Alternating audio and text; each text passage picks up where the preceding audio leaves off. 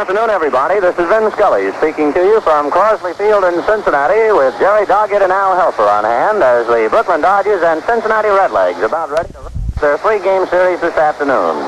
Today's game, like all the Dodger games this year, will be brought to you by Lucky Strike, the best tasting cigarette you ever smoked. It's made by the American Tobacco Company, and tobacco is our middle name. And the F&M Schaefer Brewing Company of Brooklyn, brewers of Schaefer Beer, America's oldest lager beer. The Dodgers and Redlegs playing a single game today to wrap up their three-game series. This will be meeting number 17. They've split it down the middle, each side having won 8 of the preceding 16, and each side having won 4 of 8 played here, and 4 of the 8 played back east, so they're about as even as you can be. In today's ball game, it will be Johnny Padres for Brooklyn and Brooks Lawrence for Cincinnati. Lawrence, making his 20th start, has completed 8 and appeared 12 times in relief.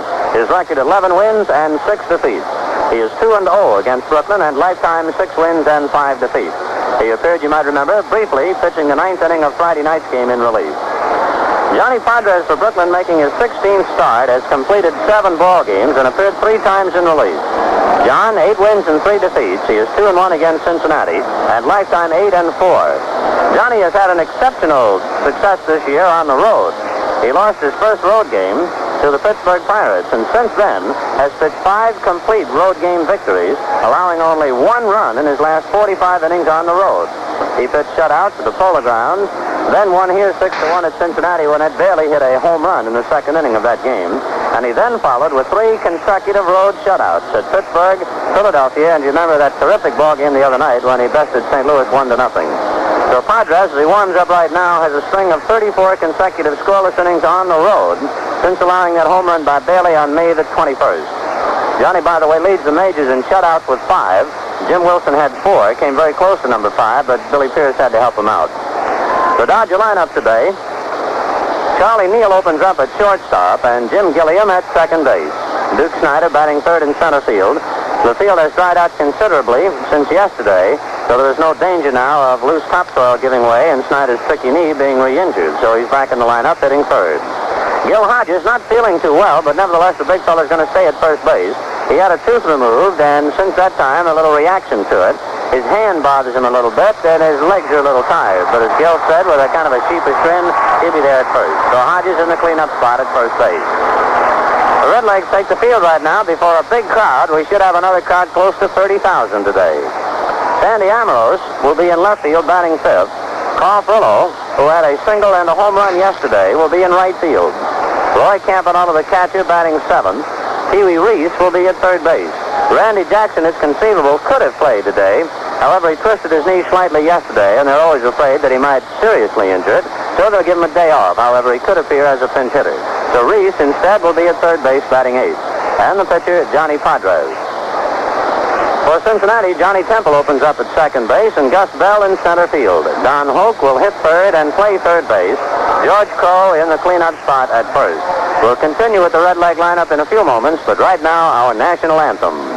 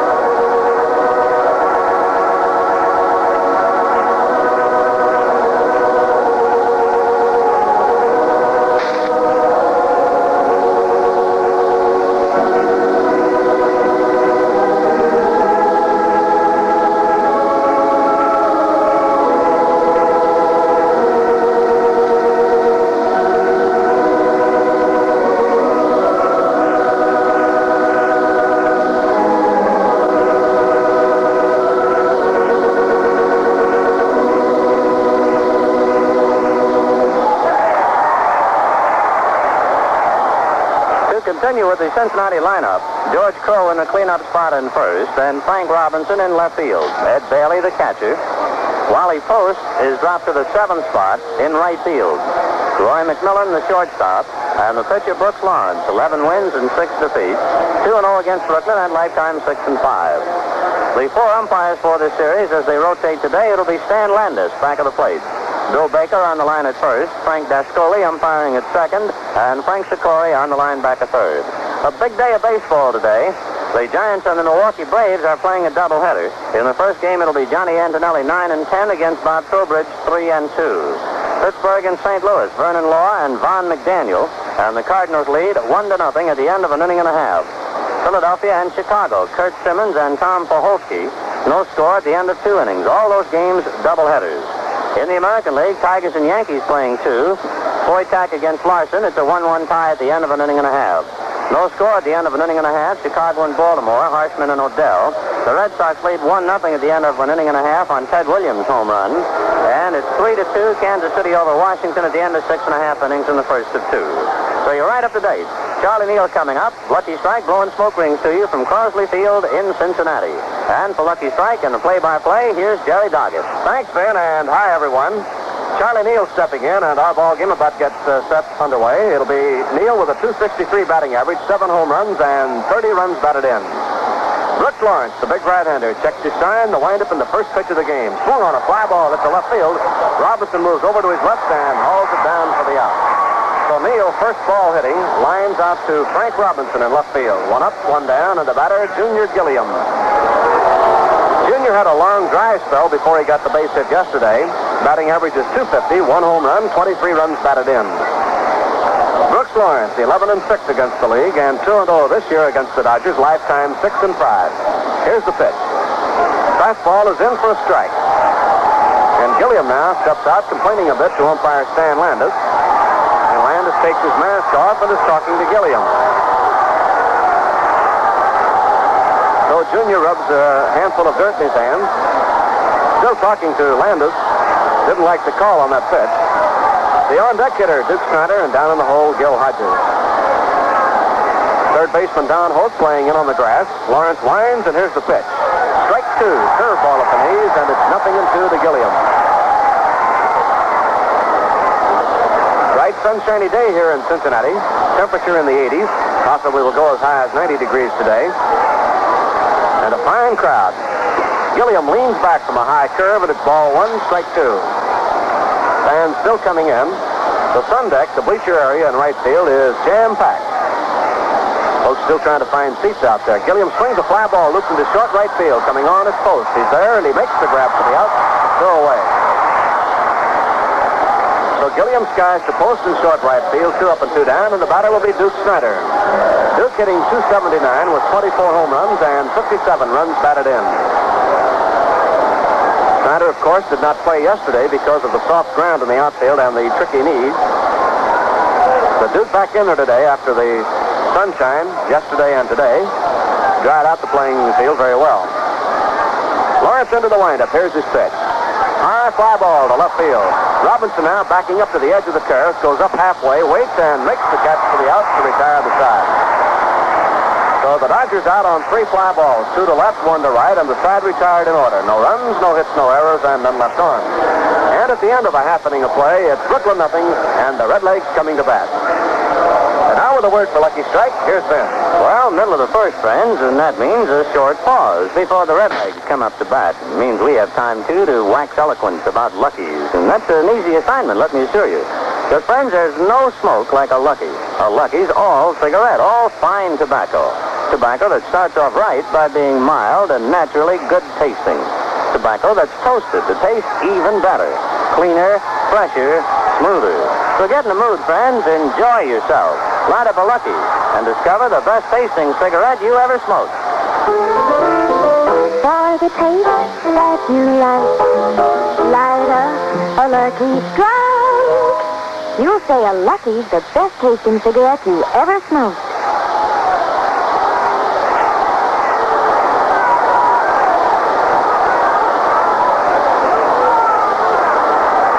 The Dodgers have certainly erupted a little bit in the dugout, perhaps no doubt after Gilliam disputed a call on a strike at the plate. Jake Fiddler hollered, and now Walter Alston, out in defense of his first base coach, has been given the boot by plate umpire Stan Landis, and we haven't even gotten to the last of the first inning. A towel comes sailing out of the Dodger dugout, but Alston, no doubt about it, has been chased by plate umpire Stan Landis. To get back into it now, remember Gilliam at the plate took a strike and hollered about it. When the inning ended, the Dodgers began to holler from the dugout. Landis whirled, walked towards the dugout, and tried to quiet them. Alston came out in defense, I believe, of Jake Fittler. And Alston apparently got so carried away in talking to Landis that he said something untoward, and Stan Landis gave him the boot. And there, sitting quietly in a box seat, leaning on the railing, is Walter Alston's father, who right now, you can imagine, sees all of this one-sided. So Walter Alston thrown out of the ball game with his dad no more than 60 feet away. And Alston now stops and gives his batting card to Billy Herman. And it has been Don Newcomb who has been given the boot along with Walter Alston. So Newcomb, who has a very loud voice, and if Don apparently hollering from the bench, was chased. And Alston shot out trying to protect his pitcher and instead has been given the boot himself. So before the Dodgers take the field in the bottom of the first inning, they lose their manager and Don Newcomb. Newcomb is not scheduled to pitch until Tuesday, but the Dodgers conceivably could have used him as a left-handed pinch hitter. So the pressure of the pennant race has erupted before we can even get to the last of the first inning.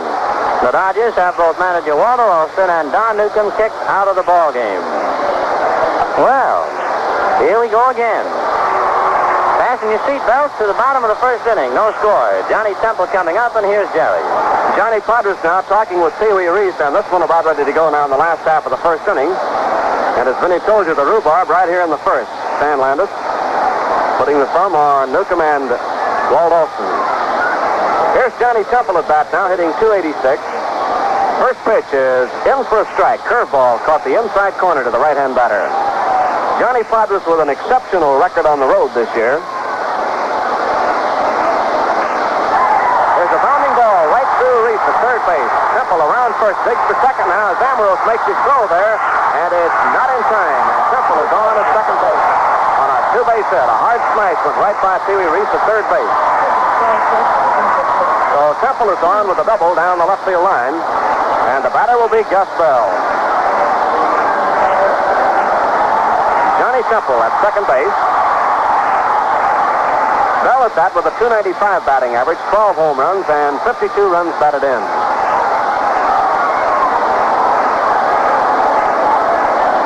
Podres now checks second, delivers to Bell. The curveball is over for a strike. Podres has a string of 34 consecutive scoreless innings on the road since allowing a home run to Bailey here at Cincinnati on May the 21st.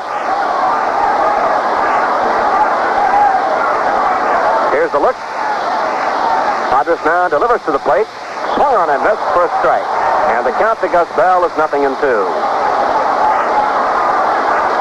No score. We're in the last half of the first inning. The Redlegs have Johnny Temple on second base and nobody out. Bell at bat, Don Holt to follow, and then George Crowe. Series all even, 1 win apiece. Dodgers won yesterday 5-3. The Redlegs won Friday night 6-5 in 11 innings. Here's the look, the 0-2 pitch. Fly ball hit to left field. Sandy Amaros backs up a step, now moves a little bit toward the line, and makes the catch for the out. So Bell skies to Amaros in left field, and up now will be Don Holt. Holt hitting .287, 14 home runs, and 59 runs batted in. 1 out, 1 on. Temple at second base with a leadoff double for the Redlegs in the last half of the first inning. No score. Don Holt hitting in the number 3 spot in the Redleg batting order. Johnny Podres now checks the runner, delivers to the plate. Breaking ball to the knees, and it's ball 1. 1 ball, no strikes on Holt.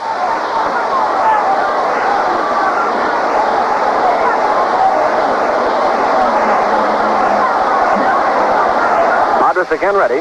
Checks Temple off second base. The pitch is high and inside. Ball 2. Holt started to lean into the pitch and then came back out of there. Did not break the wrist, and it's a ball 2 count. Gilliam trying to keep a short holder on Temple at second base. Keeps moving in and out. Ball 2, no strikes on Don Holt. Campanella flashes out a sign. Outfield swung a little bit to the left against the right-hand batter, and now Holt steps out, and Podres and Campanella will talk it over. Want to make sure on the signs, perhaps. So Campy goes out to meet Johnny halfway to the mound. At third, Reese. Neal is at short, Gilliam at second, and Hodges at first base. Ambrose in left, Snyder in center, and Perillo is in right. Campanella catching, and Padres doing the pitching. 2-ball, no strike count on Don Hoak. Padres out of a stretch. Here's the pitch. Changeup is bounced down the third baseline. Great backhand stop by Reese, but he has no play. And Hoak is on, and at second base, holding on there is Johnny Temple. A hard-bounding ball at the third baseline that Reese backhanded on the line, knocked down, and then jumped on the ball and fell down and had no play, and it goes as a base hit for Don Hoak. So the Redlegs have 2 on, and George Crowe coming to bat. Crowe hitting .301, 23 home runs, and 69 runs batted in. And now the Dodger infield goes to double play step and slides around a bit to the right side. Reese will play in at third and fairly wide of the bag. Neal shading second base, and Gilliam and Hodges deep on the right side. Here's the pitch to Crowe. The fastball is at the knees for a strike. The Redlegs have 2 on, 1 out, and there's no score in the last half of the first inning. Johnny Padres looking for a sign, ready to pitch to George Crowe. Johnny out of a stretch. Here's the pitch. Crowe swings and taps one up the first baseline, foul. Frank McCormick makes the play on the ball in the first base coaching lines, and the count to Crowe is strike 2. Padres in 111 innings so far this year has struck out 65, has walked just 25. Earned run average is 2.76.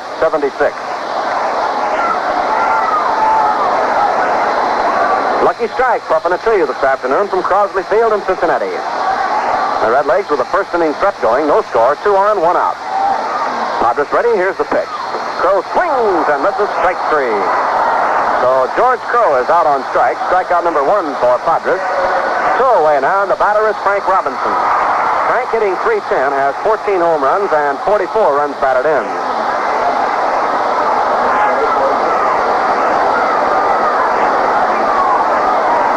Last of the first inning, 2 out, 2 on. Temple at second, and Don Hoak at first base for the Redlegs. Outfield straightaway, infield back deep now against Robinson, right-hand batter. Padres checks the sign, eyes the runners. Here's the pitch. Ground ball bounced back to the middle for a base hit. Temple turns in the score. Here's the throw back to second base, and the Redlegs lead 1-0.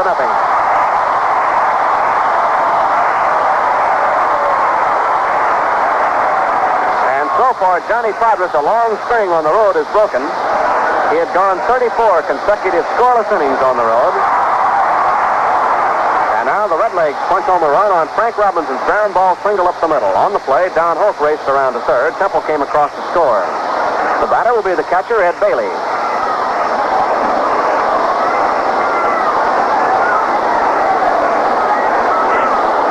Bailey is hitting .292, has 15 home runs and 39 runs batted in. Left-hander against left-hander now with runners at first and third, 2 out. Curveball bounced down, 1 big hop to Hodges, and the side is retired as Gill walks the ball to the bag. And so for the Redlegs in the first inning, 1 run on 3 base hits, no errors, and they left 2 men on. So at the end of 1 inning of play, it's Cincinnati 1 and the Dodgers nothing. And now here's Vin. Well, say, friend, when does a batter call a pitcher an Iron Mike? Well, I'm sure you got the idea on that one, of course. It's when the pitcher is having an off day, when he's easier to hit than Iron Mike, the pitching machine. But you know, after the ballgame, both pitcher and batter have the same name for a genuine smoking enjoyment, for a genuine cigarette. And that, of course, is Lucky Strike. And why Lucky's? Well, here's why. A Lucky is all cigarette, all fine tobacco. Mild, naturally good-tasting tobacco that's toasted to taste even better. Cleaner, fresher, smoother. Have you tried a Lucky lately?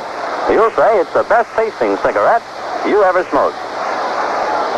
Well, Frank Robinson, who made their last out yesterday with a man at second base in the 9th, he struck out against Labine, comes up in the first inning today and gets a base hit to drive in the run. So at the end of 1 inning of play, Cincinnati 1 and Brooklyn nothing.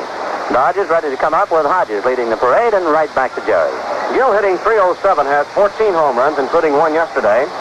And has had 16 runs batted in his last 15 ball games. And Gill now is 2 behind Snyder in the RBI column for the Dodgers. Duke has 57. Against the Redlegs, Hodges has an average of .350 for the year. This is the 17th meeting, and the clubs are all even. 4-4 here, 4-4 in the East, and, of course, 8-8 on the year. The Dodgers against the Western clubs on the road this year are 14-12, and since the All-Star game have won 12 and lost 5. The Redlegs, during the same span, have won 10 and lost 6. Brooks Lawrence now set to pitch to Gil Hodges. Here's the windup, and down it comes. Curveball is in for a strike.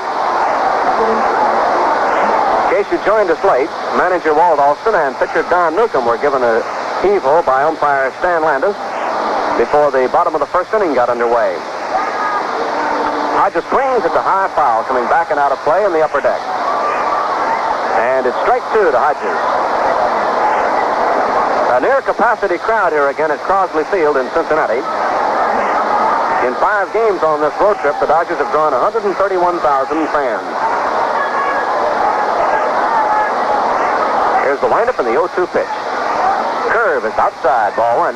1-2 on Hodges. Top of the second, Redlegs lead 1-0. Playing in the second inning, New York nothing and Milwaukee nothing. In the fourth, Philadelphia and Chicago no score. Here's the pitch to Gill. Fastball is grounded out to the left side. Holt cuts in front of McMillan, and the ball goes right through.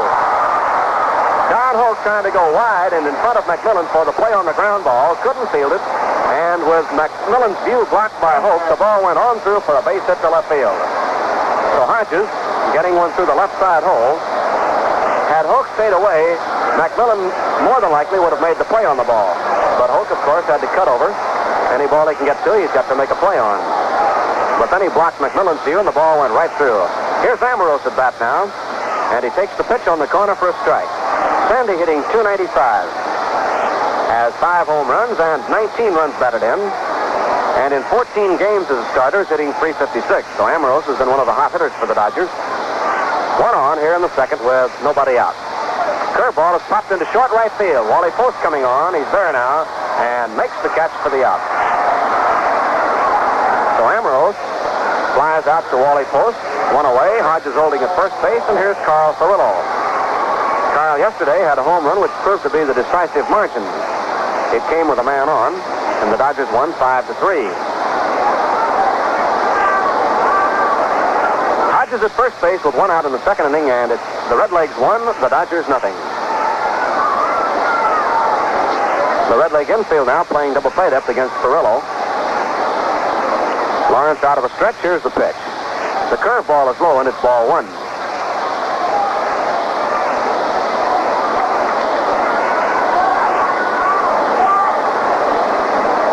Count. And the pitch in for a strike. Evens it up at 1-1. Lucky strike. Toughen it to you today from Crosley Field in Cincinnati. Furillo swings a big hop to third. Holt down to second for 1. The throw to first. Double play, and the side is retired. And for the double play, 1,000 Luckies go along to our VA hospital at Wilkes-Barre, Pennsylvania. They have a quota of 10,000, and along comes the first 1,000 for the double play. So the Dodgers go down in the top half of the second inning with no runs, 1 hit, no errors, and none left on. And at the end of an inning and a half, it's Cincinnati 1 and Brooklyn nothing. Okay, then. Well, here in Cincinnati, it's 1:51 or 2:51 back home, and as we synchronize the watches, we hope that's the way you come out, too. You know, no matter which way the hour hand on your watch is pointing, you can always be sure of one thing. It's light-up time. That ever so welcome moment when you reach for a Lucky and strike a match. Boy, there's just nothing like a Lucky and the deep-down smoking enjoyment of this genuine cigarette. A Lucky is all cigarette, all fine tobacco. Mild, naturally good-tasting tobacco that's toasted to taste even better. Cleaner, fresher, smoother. So light up a Lucky right now. You'll say it's the best-tasting cigarette you ever smoked.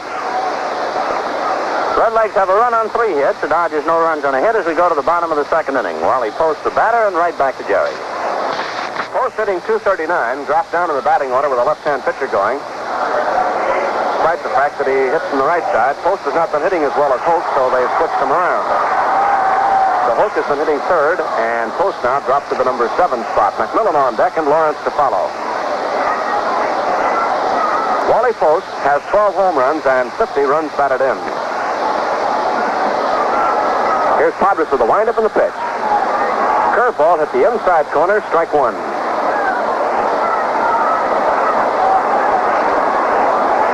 Redlegs lead 1-0, batting now in the last half of inning number 2. Third game of the series.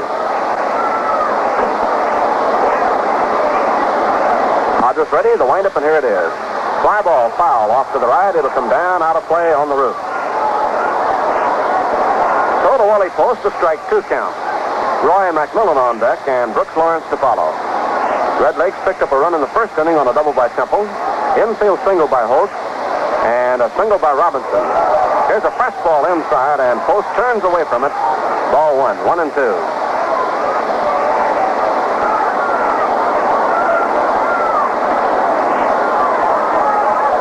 1-2 pitch.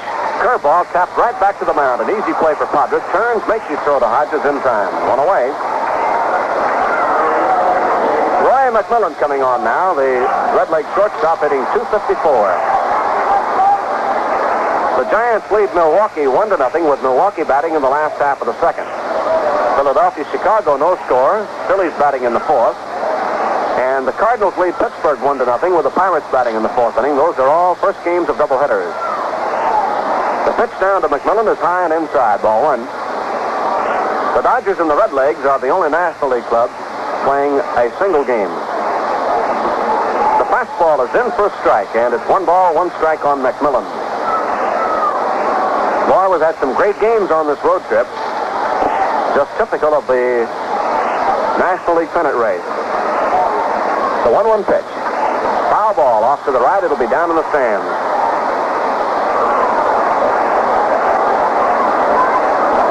One ball, 2 strikes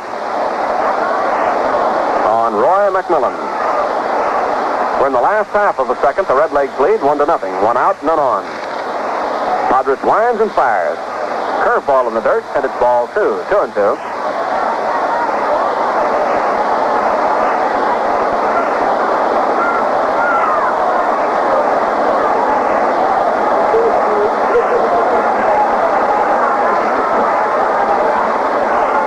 Here's a pop foul coming back to the wire. Out of play. 2 balls, 2 strikes.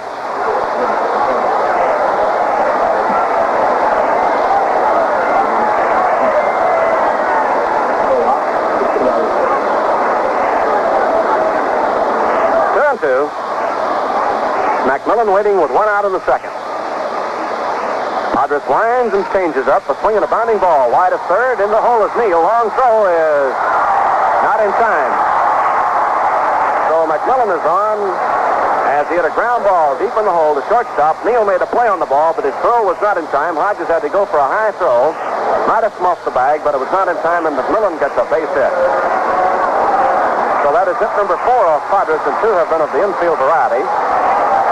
Here's the pitcher, Brooks Lawrence, coming on, hitting .135, 7 base hits in 52 times at bat.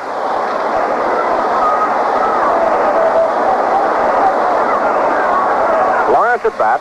Reese now playing at third, playing in close. Should Lawrence have bunt instructions. And a play to first base, but not in time. McMillan is back.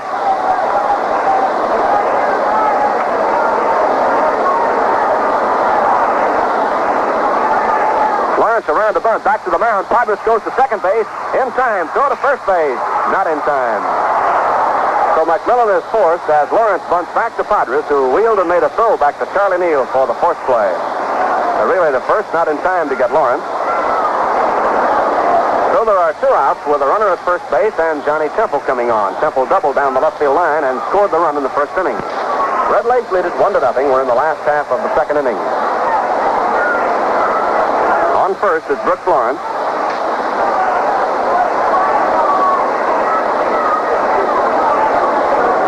Now Padres out of a stretch delivers a curveball on the inside corner, strike 1. The Redlegs 1 run on 4 hits. The Dodgers no runs on 1 hit.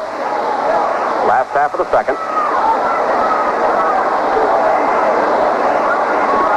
The fastball is in for a strike 2 to Johnny Temple. 0-2.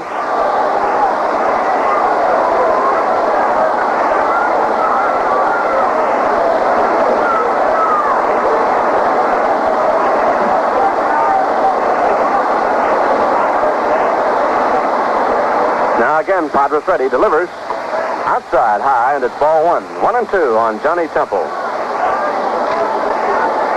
Reese, Neal, Gilliam, and Hodges on the infield. Amaro, Snyder, and Perillo in the outfield. Campanella catching and Padres pitching. Johnny Temple, the batter, 1 ball, 2 strikes. Here's the pitch. Foul ball back to the wire, and the count stays 1-2.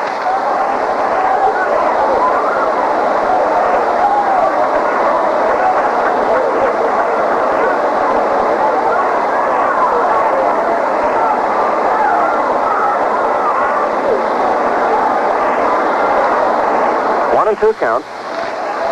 Here's the pitch. Ground ball hit the shortstop. Charlie Neal feeds Gilliam for the 4th out, and the side is retired. So for the Cincinnati Redlegs in the 2nd inning, no runs on 1 hit, no errors, and 1 man left on. And at the end of 2, it's Cincinnati 1 and the Dodgers have nothing. And now word from Vin. Well, friends, we've just learned from the Carl Perillo Night Committee that there will be 5 busloads of folks coming down from Carl's hometown of Reading, Pennsylvania, headed by Reading's mayor, who will be down to Ebbets Field with a double purpose. He wants to add the praise of Reading fans to those which will be heaped upon Perillo and his fine family, but he also wants to meet one of Carl's teammates and pose for a picture with him for his sports den. You see, the mayor of Reading is named Dan McDevitt. Just another nice little touch in the pleasant picture, building up towards the Carl Perillo night. Hope you'll all be on hand, and if you want to, why not contact the committee at the Hotel Fawcett and get your tickets right now. That's August 28th. Carl Perillo night with Fern and Butch and John, the whole family at home plate. A lot of friends from Reading, and we hope to make it a night that Carl and his family will never forget, and for that matter, for you folks who are at the ballpark, we hope it'll be an extra enjoyable evening. The end of 2 innings, it is 1-0 Cincinnati, and we'll pause for station identification. This is the Brooklyn Dodgers Radio Network. Dial 1460 WOKO, Albany, New York. WOKO, the Capital District's most talked about station, with downtown studios in the Hotel Wellington. Correct WOKO time now, 3 o'clock. Now back to Brooklyn Dodger baseball. Roy Campanella coming on now as the Dodgers go to bat in the 3rd. Roy hitting .229, 12 home runs, 47 runs batted in. Lawrence winds and fires. And the fastball is high inside, ball 1. Redlegs lead 1-0, top of the 3rd inning. Lawrence ready again. Here's the pitch. In for a strike at the knees, and it's 1-1. Lucky strike blowing a trio today from Crosley Field in Cincinnati. Curveball for strike 2 on Campanella. 1 ball, 2 strikes. A gentle reminder when you're out shopping to buy your Luckies by the carton. That way you're sure not to run short.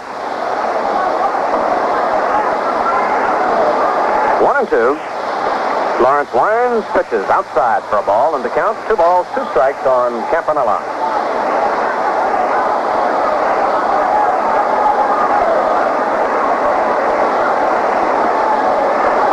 2 count. Brooks Lawrence into the windup, and here's his pitch. Outside, ball 3. 3-2 now on Roy. The Dodgers have an off day tomorrow, then have a doubleheader in Chicago on Tuesday and another one on Wednesday. Single game on Thursday. Thursday's game will be on TV as well as radio, Channel 9 at 2:25. Campy takes a curve outside, ball 4, and he's on with a walk.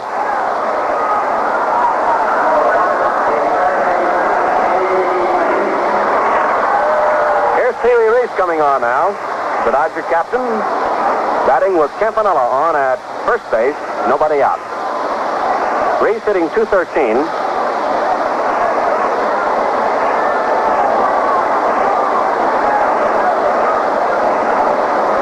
Now Lawrence ready. Here's the pitch to Pee Wee. Brought up the 3rd baseline. And Don Hook comes in to make the play, but has no play as Reese beats it out for a base hit. The Redlegs not expecting Reese to bunt, and with Hoke laying back in double play depth, Pee Wee dumped the bunt along the 3rd baseline and beats it out. As Hoke came in, made a one-hand grab on it, but had no play.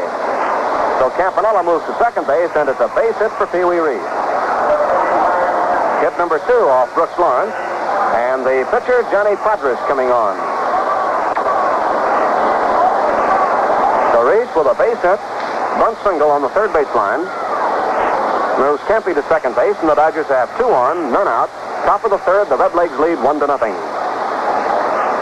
And now the Redlegs look for the bunt with Hoke and Crow on the corners. ready to come down the line toward the plate. Here's the pitch. Padres around a bunt, takes it low inside. Ball one.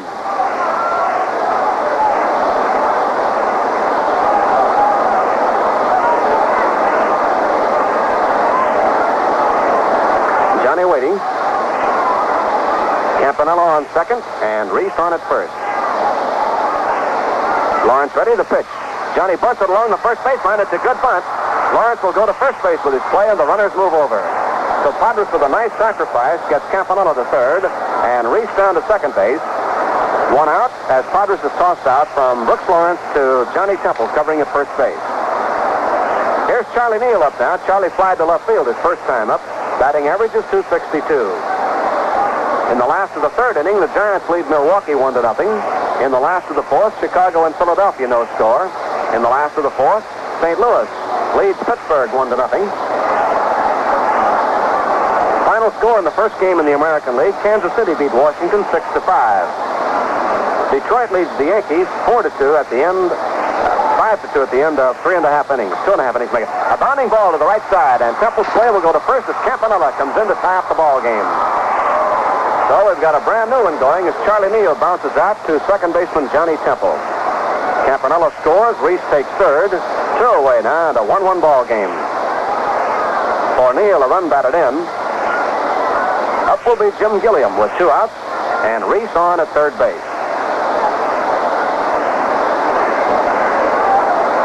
Gilliam flied to right his first time, and Junior hitting .249. Lawrence winds, here's the pitch. In for a strike at the knees.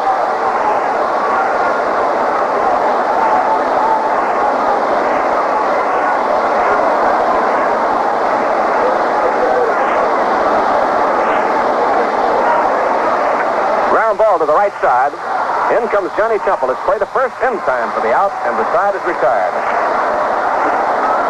So the Dodgers go down in the third inning, but pick up a run to tie the ball game. 1 run, 1 hit, no errors, and 1 man left on.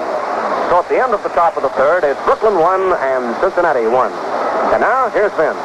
Well, in just about the time it takes to light up a Lucky, Happy Joe Lucky will come your way with some mighty interesting clubhouse chatter. But right now, he's going to stretch out and light up the best-tasting cigarette you ever smoked. Lucky Strike. Does that cigarette taste good? How come? Well, the Lucky's an honest-to-goodness cigarette. Nothing but fine tobacco. Naturally mild tobacco that's good-tasting to begin with. And then it's toasted to taste even better. All right, now let's get to that clubhouse chatter. The Dodgers have drawn over 950,000 so far this year, not including today's attendance. So they will easily go over the 1 million mark before this trip is over. In fact, we'll do that in Chicago. A great attraction on the road, the Brooklyn Dodgers. By the way, Sandy Amoros and Roy Campanella are the greatest moviegoers on the ball club. Roy says Sandy really enjoys those shoot-em-ups. Of course, that's baseball language for westerns. And with a lot of day ball games on the road, you can imagine the ball club will be whiling away many an evening watching the movies, and as we would say, most of them shoot-em-ups. Well, thank you, Happy Joe Lucky, and now we'll be going to the last of the third inning of a shoot-em-up of our own. It's a 1-1 tie, the Dodgers and Redlegs. Gus Bell will be first up, and here's Jerry. Bell, first time, flied to left field. Coming on now to face Padres in a 1-1 ball game. Gus hitting .294. Last half of the third inning, the Dodgers 1 run on 2 base hits, and the Redlegs 1 run on 4 hits. Bell has 12 home runs, 52 runs batted in. Left-hand hitter against Padres. A swing and a miss, strike 1. And fans still circulating around in the bleacher area out on the sun deck, trying to find a place to sit down. Another fine crowd here at Crosley Field. Padres delivers outside for a ball, and the count is 1-1. 1 ball, 1 strike. Gus Bell leading off in the third. The pitch bounced out to the right side. Gilliam over makes the play. Into Hodges in time, and it's 1 away. So Bell out on the ground ball. Gilliam to Hodges. 1 up, 1 down, and here's Don Hope. Hope got an infield hit his first time, a hard smash to third. Don hitting .290, 14 home runs, and 59 runs batted in.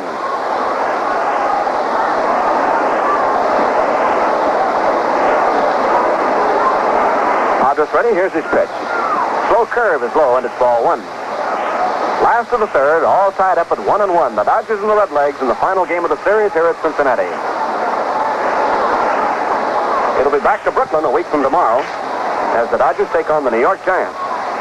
There's a long drive to left field, and his hooking is his foul ball across the street and up on the laundry. Don Holt really got a hold of that one and hit it down the left field line, but pulled it foul. That ball was really tagged across the street up on the roof of the laundry, 353 feet away. Just a long, noisy strike for Don Hope. 1 ball, 1 strike. Madras ready. Here's the pitch. Inside at the letters, and it's ball 2. 2-1. Ball game tied, 1-1, 1 out, none on. Third inning, Redlegs batting. The high fly ball to left field. Sandy Amaril's coming on, slanting over toward the line. He's right there. He makes the catch right on the foul line. So Don Hope skies out to left. It's 2 away. Chicago leads Philadelphia now 1-0 with the Phillies batting in the top half of the 5th inning. Here's George Crow coming on. George struck out his first time. Batting average an even 300. Madras ready, the windup, and here's the pitch. Curveball in the corner for strike 1. Last of the third, ball game tied at 1-1. Madras delivers, fastball grounded out to first. Hodges makes the play, feeds Padres in time for the out, and the side is retired. So the Redlegs go out in order in the third. No runs, no hits, no errors, and none left on.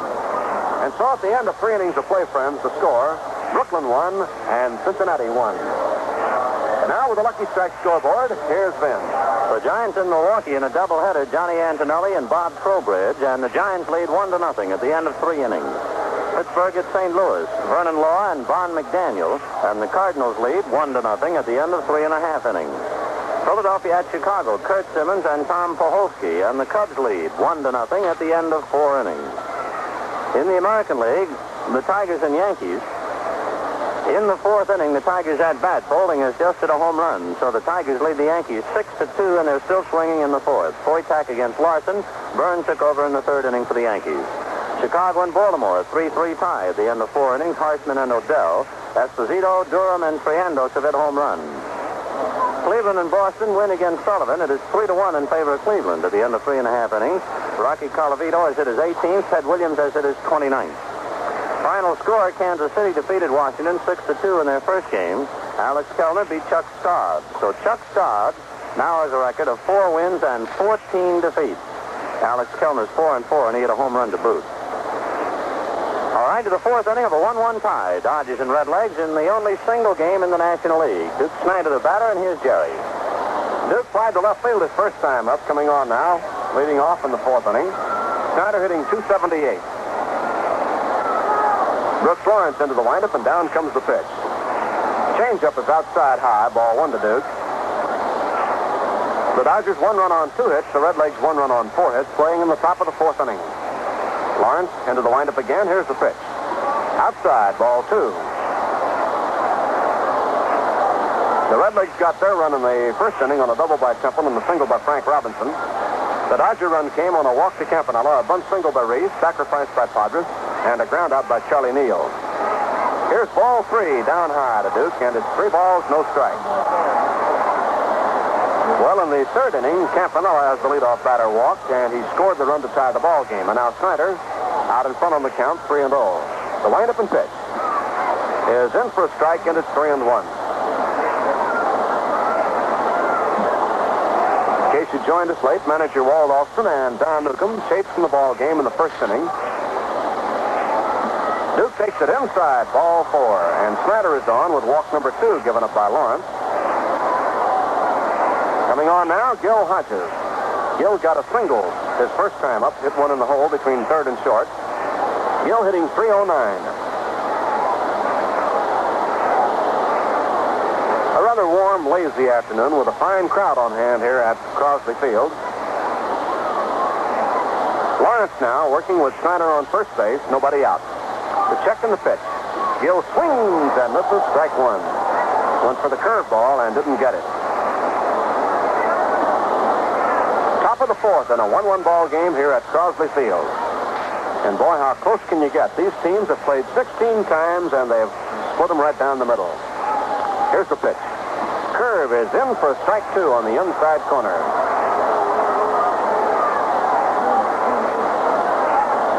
Nothing and 2 on Hodges. Snyder on first. And Brooks Lawrence pitching for the Redlegs. Ed Bailey gives him a sign. Now the stretch and the look. Here's the pitch. Gill swings and hits a soft ground ball out toward Temple, and he boots the ball, and all hands are safe. Temple coming in for the slow grounder. Tried to feed the ball to Roy McMillan, and the ball rolled up his left arm and behind him, and all hands are safe. An error on the second baseman, Johnny Temple. Snyder in at second base, and Hodges on at first. The ball was hit slowly, and it's doubtful Temple fielded the ball cleanly that he could have made the double play. But as it was, he let the ball get away from him, and everybody is safe. Here's Amoros up now, and the infield looks for the bunt. Sandy takes a curveball at the knees for a strike. George Crow playing inside the bag at first base, and Don Holt a step or two down the line at third. Amoros batting. Slide to right field his first time up. Strike 1 count. Here's the pitch. Amoros bunting up the third baseline. It's a good bunt, and Holt has to play it now, and he can't make a play. Holt decided to let the ball go so that it might stay fair, grabbed it, and he was too late, and all hands are safe. And the bases are loaded for the Dodgers as Amoros rolled a bunt right along the chalk line up the third baseline. Don Holt came in, had decided apparently to let the ball go, but it did not go foul. And then Holt changed his mind, grabbed the ball while it was still fair, and then had no play. Amoros on with a base hit, a bunt single. At third base is Snyder. At second base, Hodges. The batter, Carl Furillo. Carl bounced into double play his first time up. So the Dodgers now have something going here in the fourth inning. Bases loaded and nobody out. Ball game tied at 1-1. A walk, an error by Temple, and a bunt single by Amoros. Hit number 3 for the Dodgers, and 2 of them have been bunts, the other by Pee Wee Reese. Lawrence now into the windup, and here's his pitch. Carl swings on a curve, strike 1. Campanella on deck, and Reese down in the hole. Score tied 1-1, top of the fourth inning.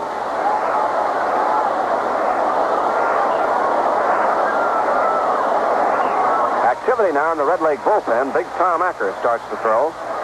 Here's the pitch. Carl swings a high fly ball to deep right center field. Going for it is Bell, and he can't get it. It's in there for a home run for Furillo with the bases full.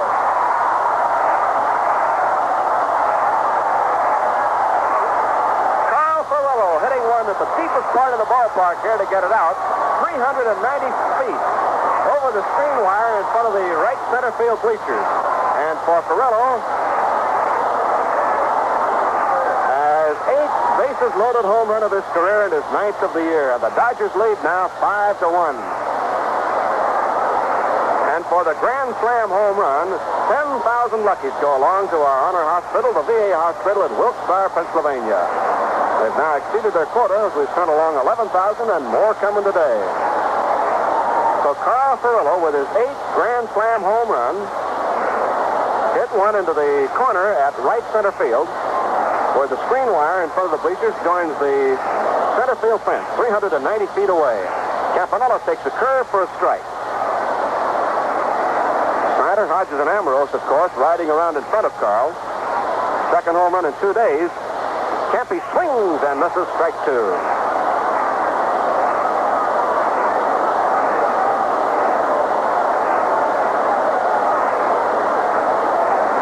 Lawrence ready, here's the pitch. High fly ball to left center field. Going back for it is Bell up the edge of the hill now. Waits, and he makes the grab in deep center field as Campanella skies out. 1 away. Up now will be Pee Wee Reese. Well, Furillo had been out of the lineup for quite a while. First he had a batting slump, then he had a bad neck. Got back into the ball game in St. Louis. And hit a home run yesterday, and now hits a big one today. Bases full, home run. Here's Reese at bat, had a bunt single his first time up. Pee Wee hitting .217. Lawrence delivers. The curve is inside, ball 1.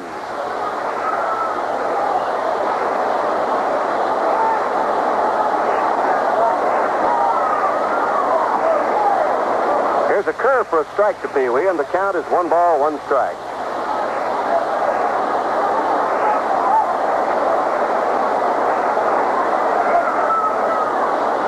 The 1-1 pitch. Curveball, strike 2 at the knees, and it's 1-2 on Reese. 4 runs in the inning. Dodgers lead 5-1 in the final game of the series here at Cincinnati. Carl Furlow with a home run with the bases loaded. Sidearm pitch is swung on and grounded back to the middle for a base hit. And that ball went right over the bag at second base, and Reese is on with a single, his second hit of the game. Off Lawrence now, base hit number 5. And coming on will be Johnny Podres, who sacrificed his first time up.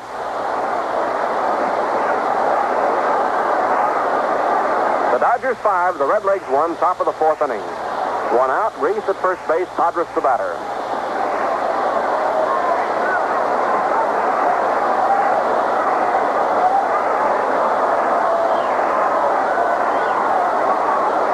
Third baseman Don Holt playing in, looking for Podres to bunt. Johnny squares off and takes it low, ball 1. On deck batter, Charlie Neal, the leadoff man.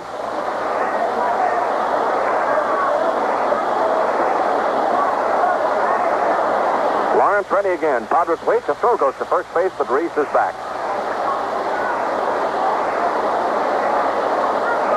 Here's the look. And again a throw, and again Pee Wee scoots back in ahead of the throw to Stroh. Holt playing way in on the line at third. The pitch to Podres. Swung on a ground ball hit to McMillan. Steps on second, throws to first. It's a double play to retire the side. So McMillan, who was playing right close to the bag, took the ground ball, stepped on, and fired to first in time to get the Redlegs' second double play of the game. That one going 6-3, and another 1,000 luckies to our honor hospital, the VA hospital at Wilkes-Barre, Pennsylvania. So in the 4th inning for the Dodgers, 4 runs on 3 hits, 1 Redleg error, and none left on. So at the end of 3.5 innings of play, the score, the Dodgers 5, the Redlegs 1.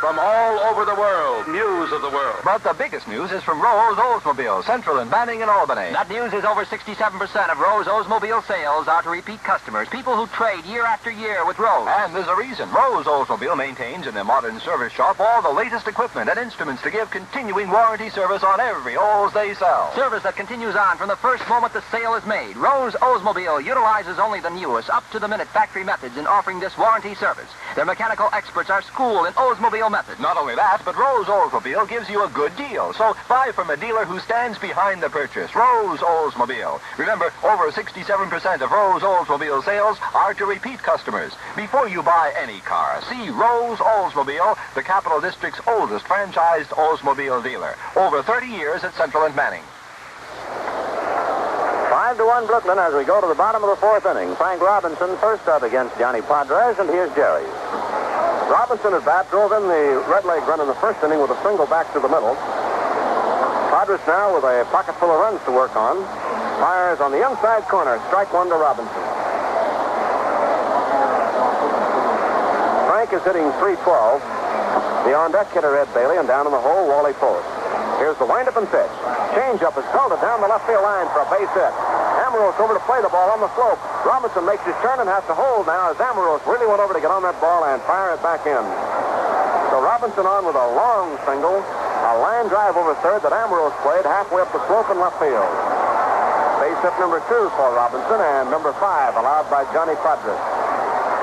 Here's Ed Bailey, the catcher, coming on, grounded out to first base his first time up. So the Redlegs now trying to get something stirred up here in the last half of the 4th inning. The Dodgers got 4 big runs on a home run by Carl Furlow with the bases loaded.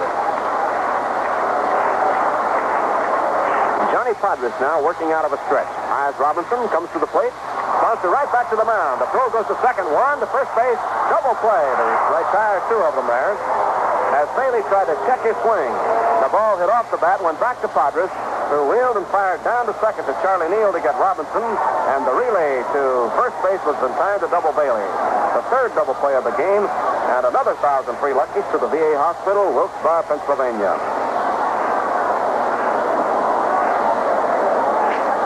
the play at second base. Charlie Neal twisted an ankle or was stepped on by the runner Robinson coming in, and Doc Wendler is out now to see about it. Charlie has his shoe off, so he might have got stepped on and had his foot slightly cut. But Doc comes on back, and Neal is going to be okay and stay in the game.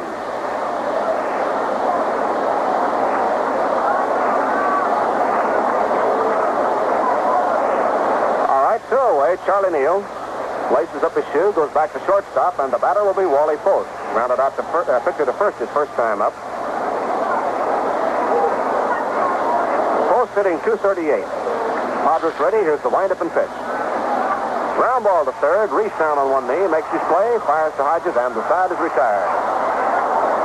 So for the Redlegs in the 4th inning, no runs, 1 hit. No errors, and none left on. And at the end of 4, the score, Brooklyn 5 and Cincinnati 1. Well, friends, the first half of this game has been brought to you by Lucky Strike, the best tasting cigarette you ever smoked. It's made by the American Tobacco Company. Tobacco is our middle name. And now to take over is the F&M Schaefer Brewing Company of Brooklyn, brewers of Schaefer Beer, America's oldest lager beer. It's real beer. Well, friends, 1 week from tomorrow night, the Dodgers will be back home again at Ebbets Field. That's a new date on your Ebbets Field schedule, Monday night, August the 5th. The Dodgers and the New York Giants. That's right, Willie Mays and company in that always exciting, always colorful interborough rivalry. Matter of fact, folks, there are 4 straight night games scheduled that week for those teams. August 5th, 6th, and 8th at Ebbets Field, and August the 7th at Jersey City. So better do your ticket shopping right now.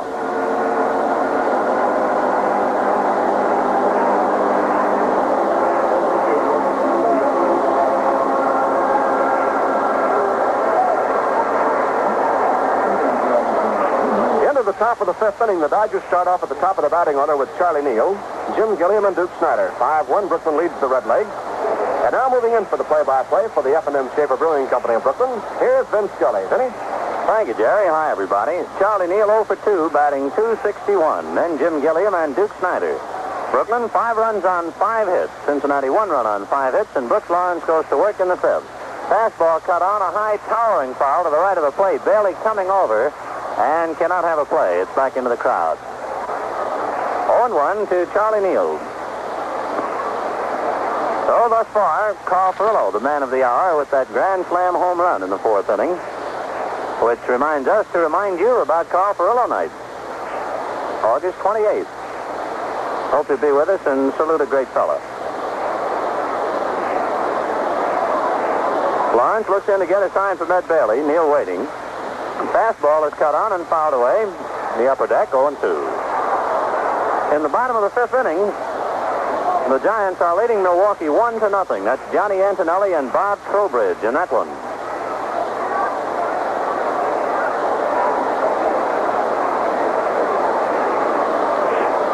Lawrence ready, and the strike 2 pitch to Charlie Neal. Fastball up high, ball 1, 1-2.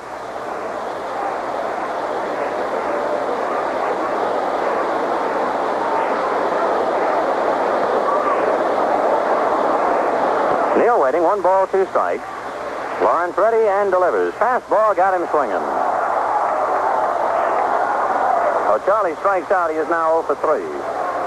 That for Brooks Lawrence, the first strikeout that he has recorded, and the batter will be Jim Gilliam. Don Gross begins to loosen up now with Smokey Burgess down in the Cincinnati bullpen, as Jim Gilliam is the batter. Lawrence is due to bat second when the Redlegs hit in the bottom of the 5th inning. Gilliam 0 for 2, batting .248. Junior takes a pitch down low, ball 1. Jim having a great deal of trouble getting his base hits. He started off very well, went into a vicious slump, then seemed to come out of it and fell right back down the manhole. 1-0 pitch is cut on and fouled away, 1-1. It could very well be, it's only a guess, but it could be that Gilliam's style of hitting has changed a great deal. For naturally, as the second hitter in the lineup, you're asked to do different things than to lead off. The 1-1 pitch to Junior, cut on, fouled away, 1-2. Whereas a leadoff man, Jim used to get on base a great deal with walks. Now in the second slot, he's swinging away constantly, and is having a great deal of trouble getting his hits. 1-2 the count to Jim. On deck, Duke Snider. Bertie Tebbetts takes a peek down at his bullpen to watch Gross loosen up. Lawrence winds, and the 1-2 pitch to Gilliam. Inside, 2-2. The Dodgers have lost their manager, Walter Alston, and pitcher Don Newcomb. Both men booted out before we got to the last of the first inning. The 2-2 pitch to Jim Gilliam. Cut on and hit to the hole at short. Over there to plug it up is McMillan. Overhands to first, just in time. So Gilliam is retired 6-3 on an eyelash play at first. 2 outs. He's talking about the Dodgers losing Alston and Newcomb in the first inning. You read about that young catcher at Baltimore named Zupo. He was kicked out of the ball game before the game got underway. Before the lineup cards had been brought up to home plate. That's right. He was warming up the starting pitcher who was thrown out of the game. He's only 17 and a half, and I think he has now gone down in the books as about the youngest major league player to ever be kicked out. Snider takes a breaking ball low. Ball 1, 1-0. Snider flied to left and walked. He's batting .278. 5-1 Brooklyn. 2 out in the 5th inning. Lawrence down with a fastball and misses low. Ball 2, 2-0. Ed Hurley of the American League threw young catcher Zupo out. Also said the boy had been warned a few days before for a little trick he seemed to have. The American League umpires didn't go for it. 2-0 pitch to Snider is whacked foul into the crowd. 2-1. What the youngster would do, I guess he would make him believe he was still back in the high school field. He would be warming up the starting pitcher. And as the umpires would come walking out on the field to go to home plate, he'd make believe he'd throw the ball at them. And that did not go over at all. So they finally kicked him out the other day. Well, warming up a starting pitcher. Boy, that's a new one, isn't it? Lawrence just fussing around out there in the mound. 2 balls, 1 strike. Now Brooks is ready and delivers to the Duke, who hits one down towards Johnny Temple. It's a routine play, and John makes it. So the Dodgers out in order for the first time since the first inning. 1-2-3. And at the end of 4.5 innings of play, Brooklyn 5, Cincinnati 1. Okay, Jerry. Isn't this the way it is, fans? When you put a lot of work into something, you know it's done right. You really take pride in what you've accomplished, don't you? Well, I'll just bet the Schaefer people feel that way about Schaefer beer. You know, turning out a beer as good as Schaefer takes a mighty big effort. Picking and choosing rich barley malt, tangy hops, and other fine natural ingredients. But that's only the beginning, because it takes a lot more skill, as well as years of experience, to blend and brew the ingredients into beer at its best. Schaefer beer. But man, the result is sure worth it. You get a brilliant golden amber brew that's pure pleasure. A beer that gives you the light, zesty flavor you want, but don't always find. So make your next glass of beer real enjoyment. Schaefer beer. It's real beer.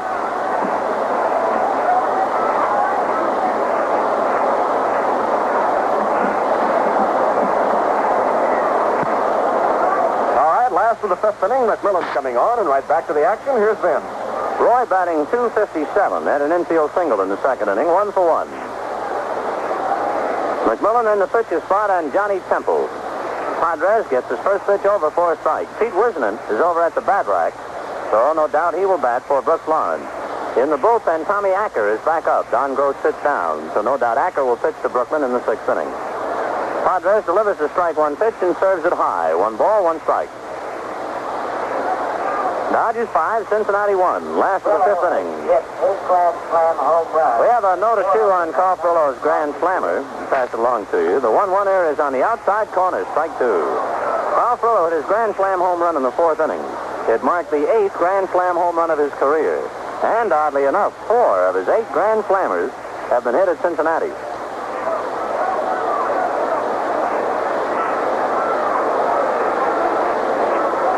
Padres winds on the 1-2 pitch. Fastball cut on, hit to right field. Frillo going back, angling on the ball now, turns full and makes the play. 1 up, 1 away. We'll get a station break in right now. This is the Brooklyn Dodgers Radio Network. Dial 1460 WOKO, Albany, New York, the Capital District's most talked about station, with downtown studios in the Hotel Wellington. It's 3:34. Now back to the Brooklyn Dodgers Cincinnati Redleg baseball game. 1 out in the bottom of the 5th inning, 5-1 Brooklyn, and Pete Wisnant batting for starting pitcher Brooks Lawrence. Pete, a right-hand batter. Padres fastball a little too low. Ball 1, 1-0.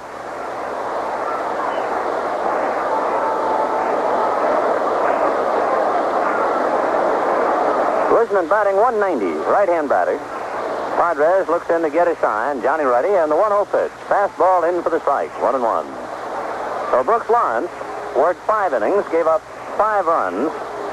4 of the 5 runs earned. 5 hits. Walked 2, struck out 1. Carl Furillo chased him with the grand slammer in the 4th. The 1-1 pitch to Wisnan. Change up, and Padres bounces it up to the plate. 2 balls, 1 strike. It's another fine crowd. It appears to be the same size crowd as we had the first night of the series, Friday night, which would put it up around 30,000. Padres ready, and the 2-1 pitch. Fastball high and tight, ball 3. 3-1. On deck, Johnny Temple. So if the crowd is somewhere around 30,000, the Dodgers will then go to Chicago, having drawn over 980,000 on the road. And they'll easily pick up 20,000 in 3 days at Chicago. 3-1er, in there, strike 2.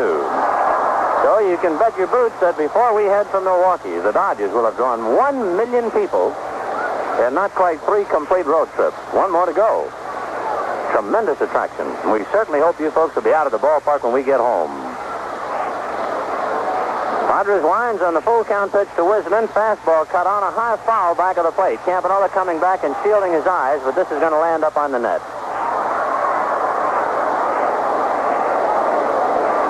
Running down to the bullpen, Joe Becker, perhaps carrying a message down there. The Dodgers having gone over 900,000, this being their 45th ball game. Give you an idea, they've drawn over 20,000 per game on the road. I wouldn't want to buy Schaefer for everybody who's seen the Dodgers play on the road. Woo. All right, Padres ready now, and the 3-2 pitch. Fastball cut on another high foul. This one might be playable. Campanella coming back. It is playable, and Campanella grabs it. 2 down in the bottom of the 5th inning. Brooklyn 5, Cincinnati 1, and leadoff man Johnny Temple, the batter. Temple has been, well, just a plain pest as far as Brooklyn is concerned. He has a double today. He had 2 singles and a double yesterday. And in the first game, he had 3 singles. So he has 7 hits in this series.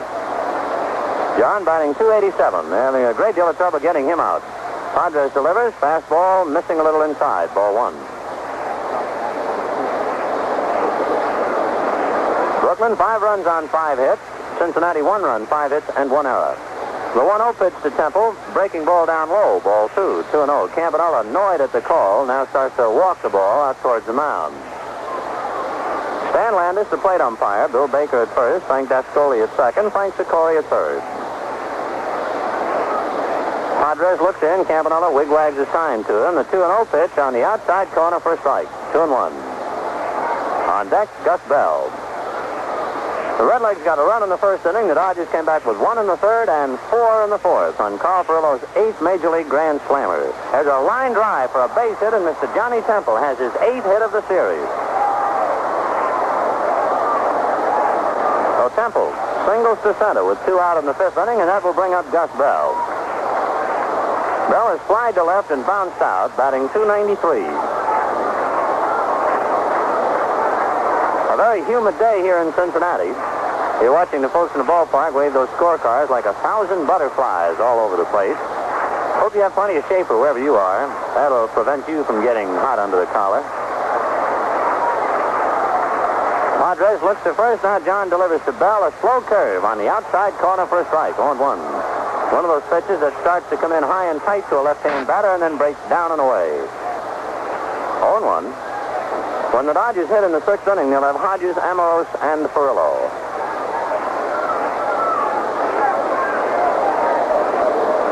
The end of 5 innings of play. The Giants won, Milwaukee nothing. Antonelli and Trowbridge. Strike 1 pitch. Sharp breaking curve, low and outside. 1-1.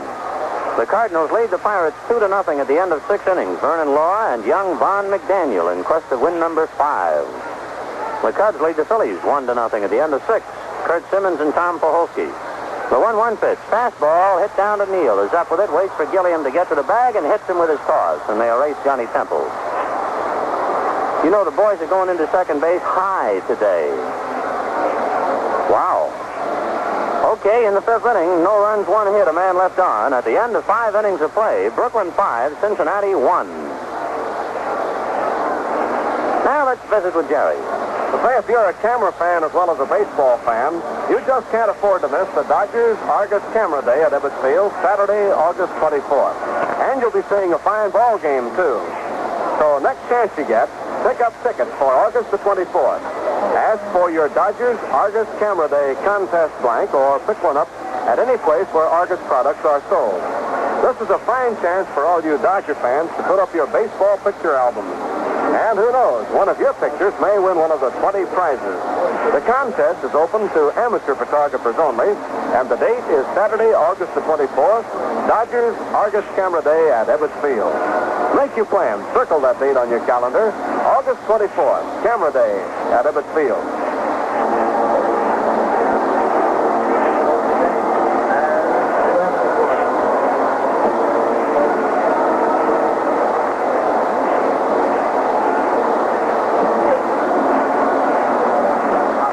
Now to the top half of the sixth inning, it'll be Hodges, Amoros, and Perillo to come on and face Tom Acker, the new pitcher for the Redlegs. And with a checkup on Acker's record, the play-by-play, here's Vince.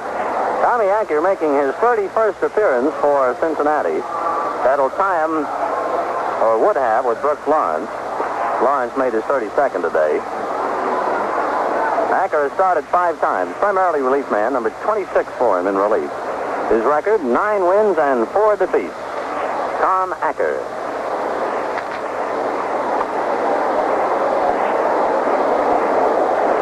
Gil Hodges first up, then Sandy Amoros and Carl Perillo. In the sixth inning, Brooklyn 5 runs on 5 hits and no errors. Cincinnati 1 run, 6 hits and 1 error. Hodges singled and got on Johnny Temple's error. He is 1 for 2, batting .308. Gil's uniform heavily stained now with perspiration. Of course, you notice it more on the traveling grays than you do on the home white uniform. Acker ready, and the big fella delivers. Fastball cut on is a high fly ball in shallow left field. Down the line, still in fair ground, comes McMillan to make the play. 1 up, 1 away. Gil is not feeling well, but he's staying right in there. He had a tooth pulled Friday, and in this hot weather, apparently it's starting to react a bit now. No, not the tooth. The tooth had it.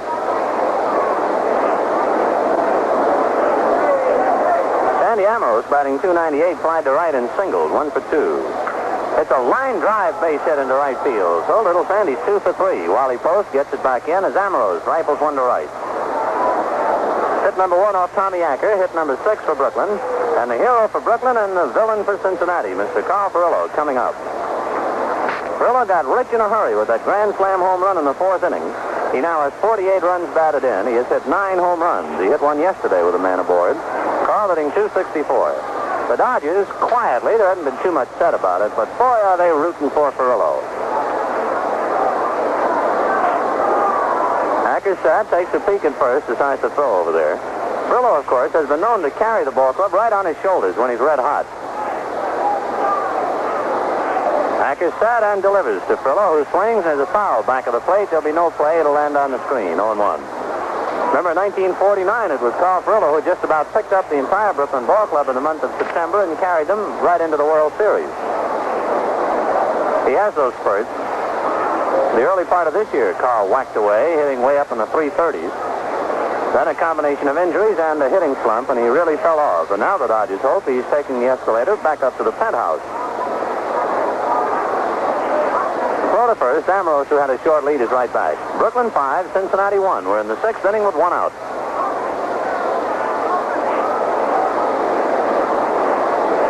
Acker set. The strike 1 pitch to Perillo. Fastball cut on and fouled away off first base, coming over his crow, but he has no play. Back into the crowd, 0-2. The New York Giants came up with a run in the 6th inning, and at the end of 5.5 innings of play, the Giants 2 and Milwaukee nothing. That's Johnny Antonelli and Bob Trowbridge. So watch those ball games very closely for you. Cardinals leading Pittsburgh 2-0 at the end of 6. The Cubs lead the Phillies 1-0 at the end of 6. Acker up on top. A look over at Amoros. The 0-2 pitch to Perillo. Sidearm, and it's in there. Call strike 3. So Perillo caught looking, walked away. Amoros holds on at first. 2 down in the bat of Roy Campanella. Campanella walked and fly deep to center. He is 0 for 1, batting .228.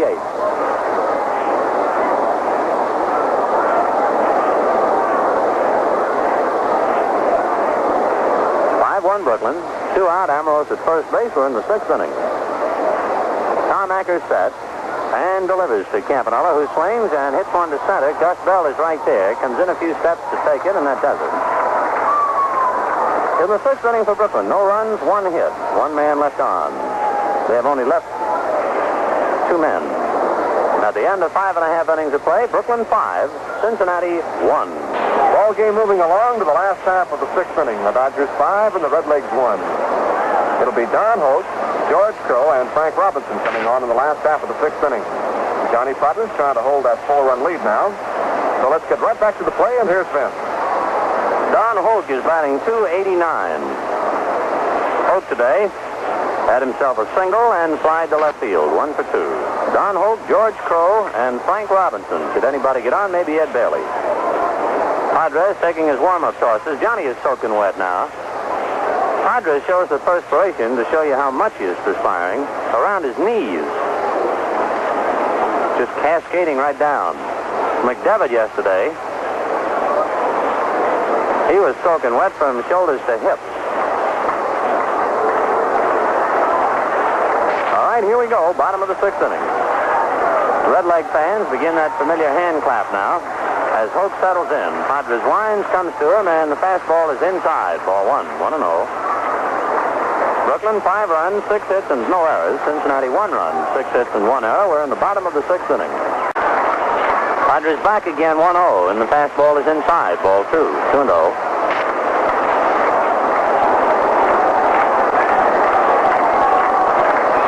Padres ready, and the 2-0 pitch. Fastball over at the knees, 2-1.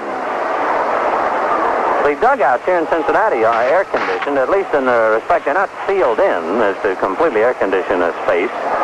But they have cool air being blown in around the roof of the dugout. It circulates it. 2-1 pitch to Holt at the knees, strike 2. 2-2. We understand the Yankees have put air conditioning in their dugout. Here in Crosley Field, they've done it for both the home team and the visitors. Holt waiting, 2-2. Padres back, fastball fouled away. Holding count, 2-2. One other innovation that the Cincinnati Redlegs have come up with, they've taken a square piece of foam rubber. Oh, it's only about 1 inch thick. And they use that in the on-deck circle for the next batter to kneel on. 2 tourists got on, hit to left field. Ambrose comes on, under it and takes it. 1 up, 1 away. George Crow will be the batter. Anytime you read in the paper that someone mentions, let's say, air conditioning in the dugout or foam rubber for the batters in the on-deck circle, some old-timer will come out and be quoted as saying, well, they're pampering the ball players. It appears that the old-timers, the only people in the world, do not want the business to be improved, the business of playing baseball. Crow swings and fouls it away, 0-1. You actually find that, for instance, out here, in very hot weather, the players still move around a lot better because of the cool dugouts. They get a chance to rest, which means better baseball for the folks watching it. George Crow takes a curveball outside, 1-1.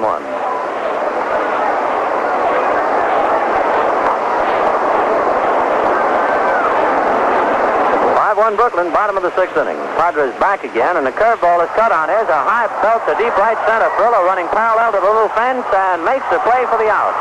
I don't believe Snyder ever saw the ball. It was up to Furillo. The ball was hit into deepest right center, and Snyder never moved in straightaway center. And Furillo, with a left-hand batter up there, close to the line in right field, ran as hard as he could, parallel to the little barrier fence, and hauled it in right center. And Snyder, even as Furillo caught the ball, did not move. So I'm sure that Duke had no idea where it was. 2 down in the 6th inning, and the batter is Frank Robinson. He is 2 for 2, single twice, batting .314. 5-1 Brooklyn in the 6th. Robinson steps in. Padres winds and delivers. Fastball that moves him back. Ball 1. You know, you always talk about hitters and the fact that they have a good background or a bad background when they're hitting. Outfielders have problems looking into the shirt sleeve crowd trying to pick off that baseball. The 1-0 pitch to Robinson. Fastball, a line drive. It's foul outside of first, back into the crowd. 1-1.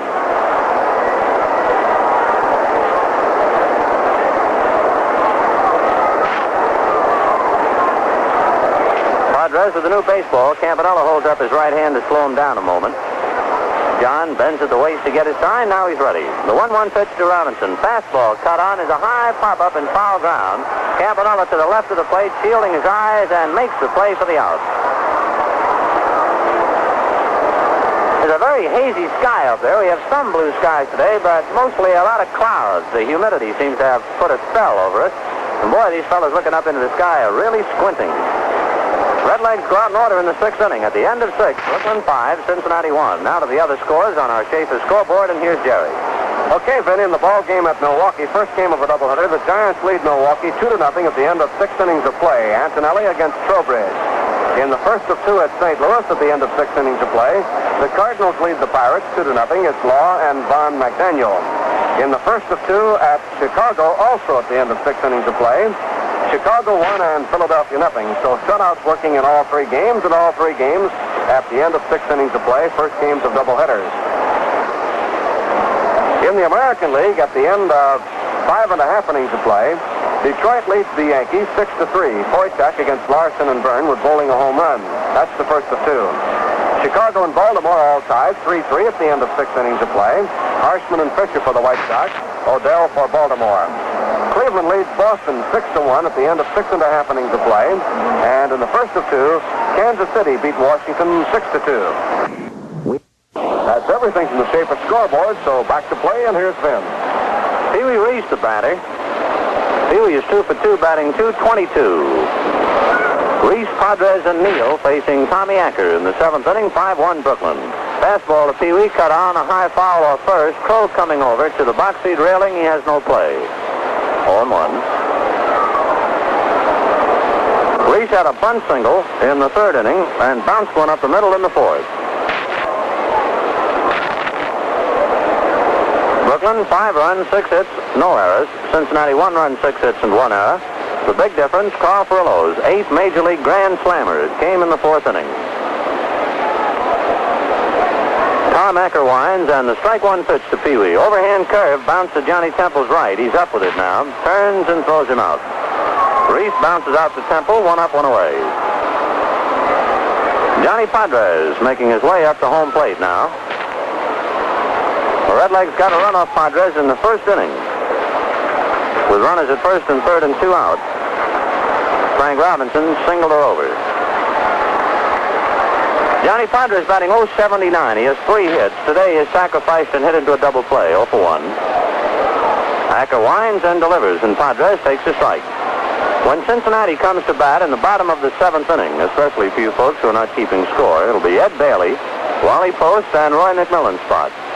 Curveball is hit into the hole on the right side, but Temple is there to plug it up and throws to Crow.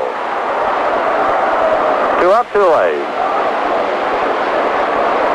Charlie Neal flied to left, bounced out and struck out, batting .260.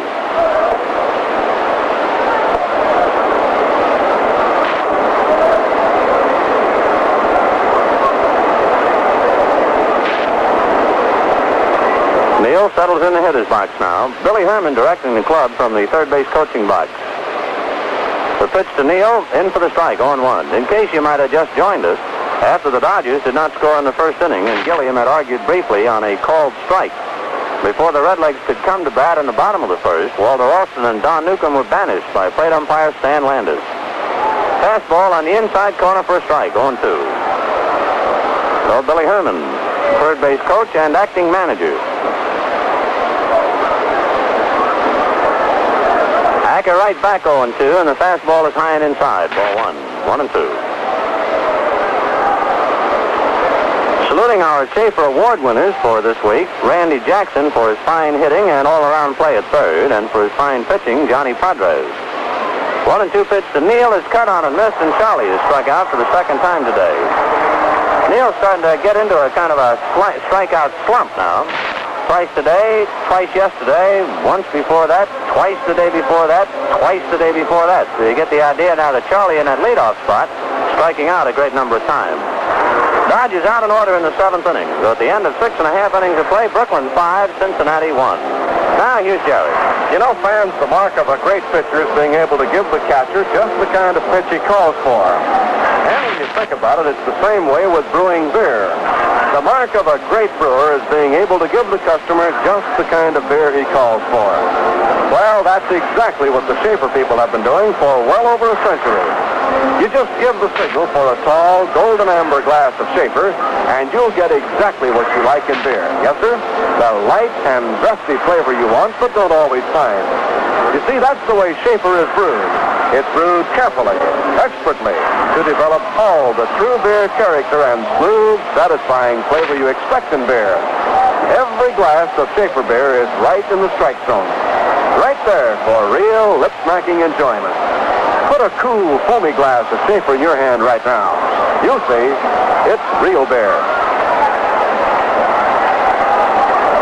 Last of the seventh inning. Ed Bailey coming on, and right back to play. Here's Vin. Ed is 0 for 2, bounced out in the first inning and hit into a double play, taking a half swing in the fourth. Bailey batting .290. Bailey posts, and we'll see about Roy McMillan. Don Gross begins to loosen up in the bullpen now, along with Herschel Freeman. Bailey takes a pitch in for a strike, 0-1. Padres back with a curveball. It breaks blown away. 1 ball, 1 strike. Ed Bailey, first man up, bottom of the seventh inning. Brooklyn 5, Cincinnati 1. Padres gets a sign from Campanella. The 1-1er, curveball cut on, is a high pop fly in a very shallow center. Gilliam going out, Snyder coming on. Gilliam calling and makes the play. 1 up, 1 away. That will bring up Wally Post. Hit back to the box and bounced out to Reese. Wally hitting .237.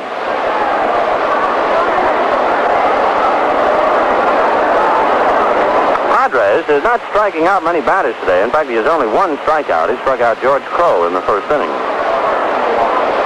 However, John has not walked a man. Pitch to Wally Post, a little outside, ball 1, 1-0. Open date tomorrow for the Dodgers. In fact, Brooklyn will stay overnight here in Cincinnati and fly up to Chicago tomorrow evening. The ball club wants to watch that heavyweight fight tomorrow night. The 1-0 pitch is cut on and fouled away, 1-1.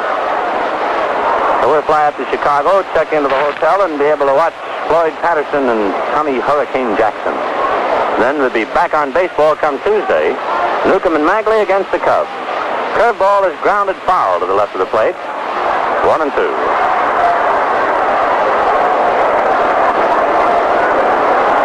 On deck, Roy McMillan.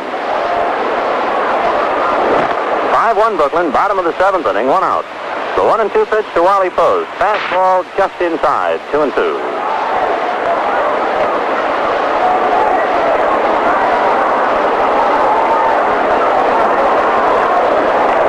Padres back to action, and the 2-2 pitch to Post. Fastball high, ball 3. Full count. Those 2 pitches are the usual type pitch that Wally Post swings at. Padres strikes out Post a great deal, and on that tight pitch, high and inside. First around the letters, maybe the next one up around the chin, but neither time did Wally offer. So, Padres has gone to a full count. John winds and delivers. Fastball, foul back. Cardinals lead the Pirates 3-0 at the end of 7 1/2. The Cubs lead the Phillies 1-0 at the end of 6. The 3-2 pitch to Wally Post. Fastball grounded to Gilliam, who has to move way over to his left to come up with it, and then makes his play to Hodges. So Wally Post, a big pull hitter, hardly got that bat around at all on the fastball and hit it to Gilliam. 2 down in the 7th inning, and the batter Roy McMillan. Single is short and fly to right. Roy batting .256.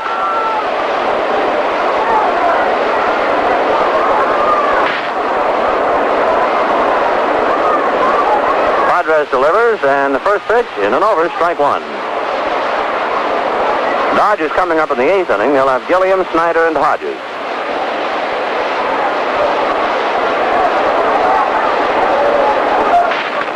Padres delivers, strike 1. Slow curve, reach for, and pulled foul outside the left field line and down into the bullpen.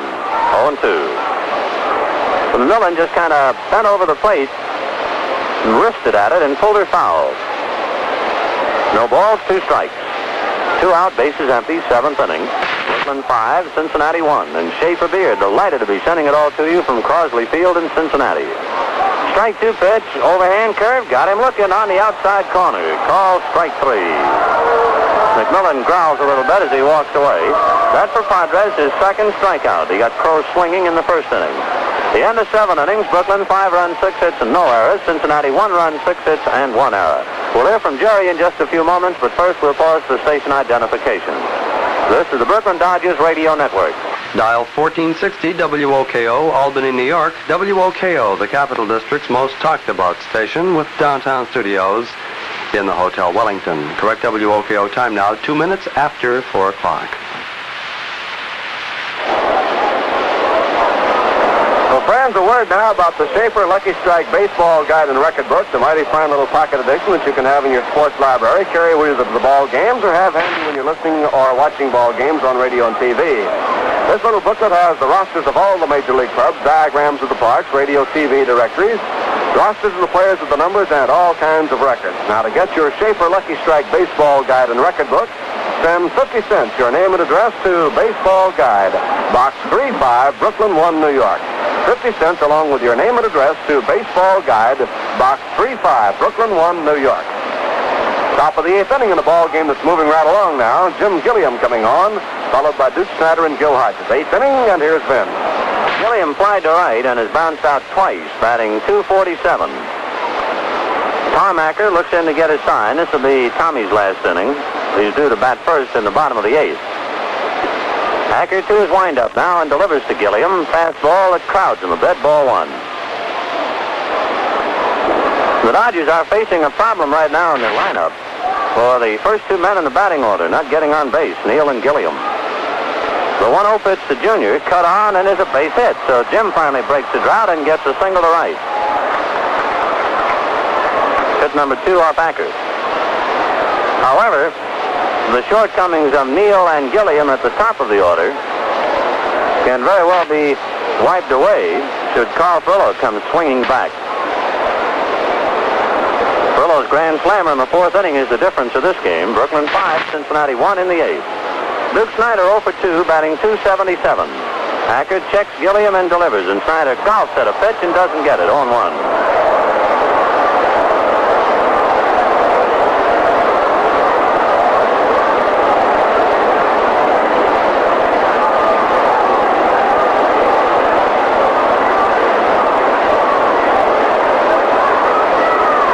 Ready.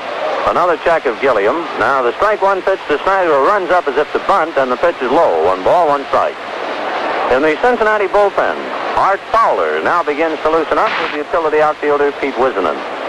Art Fowler. Outfield on the Duke, deep and around to right, so much so that Snyder has all of straightaway center field to shoot at. Bell is way over into right center. McMillan is overshifted to plug up the middle. He's near the bag at second, and Hope is playing in on the grass. Acker ready. The 1-1 pitch to Snyder. He tries to bunt and foul tips it. 1-2. Brooklyn 5 runs, 7 hits, and no errors. Cincinnati 1 run, 6 hits, and 1 error. The Cubs leading Philadelphia 1-0, and Turk Lown has just come on to relieve Tom Poholsky, so Philadelphia might be kicking up some dirt now at Wrigley Field.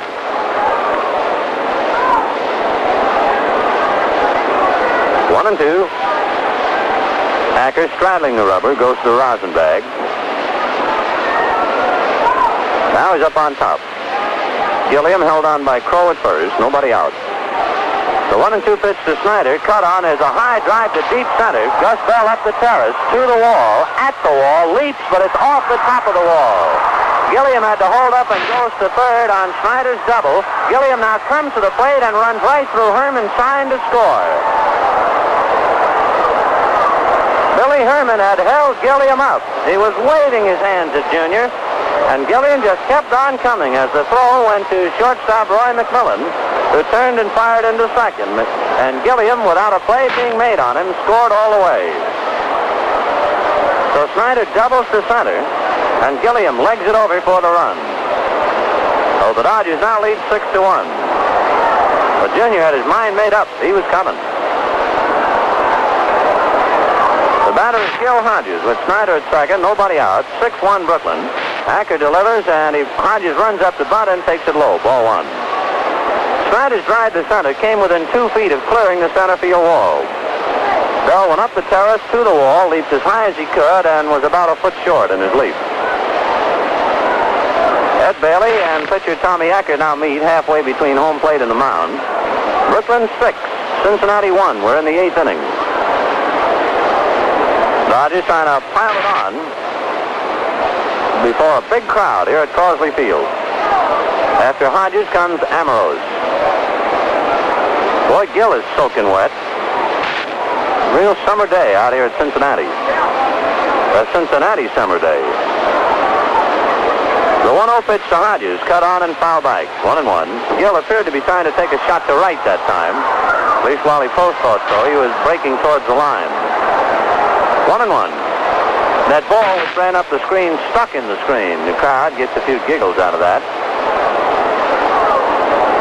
Today's total attendance, 28,524. 28524. The voice in the background giving us the official paid attendance, 28,524. 28,524. Acker ready. Check second. The 1-1 pitch is outside, backhanded by Bailey. Ball 2. Hodges around the bunt. 2-1. So with 28,524 added to the previous 2 attendance figures, the Dodgers and the Redlegs in this 3-game series averaged a little more than 26,000 per game. Also 78,268. Acker ready. A look at Snyder has a pretty good lead off second. The 2-1 pitch to Hodges. He pushes a bunt in the air and it lands foul outside of first. 2-2. The Philadelphia Phillies came up with 2 runs in the 8th inning. At the end of 7.5 innings of play, the Phillies 2 and Chicago 1. The Cardinals have added another run in the 8th inning. So at the end of 8 innings of play, the Cardinals 4 and the Pirates nothing. That's Von McDaniel pitching the shutout thus far. At the end of 7 innings, the Giants 2 and Milwaukee nothing. 2-2, the count to Hodges. 6-1 Brooklyn, nobody out in the 8th inning. Tom Acker ready in relief of Brooks Lawrence. Sidearm curve is outside, ball 3. Full count. So the Dodgers have drawn roughly 978,000 thus far this year. So another 20,000 or so in Chicago, and we'll be over the million mark on the road. The 3-2 pitch to Hodges. Curveball, and he just does check his swing. It's outside, ball 4. Ed Bailey protests. Gil started offer and just did check. Hodges at first base with a walk. Snyder at second. Nobody out, and Sandy Ambrose the batter.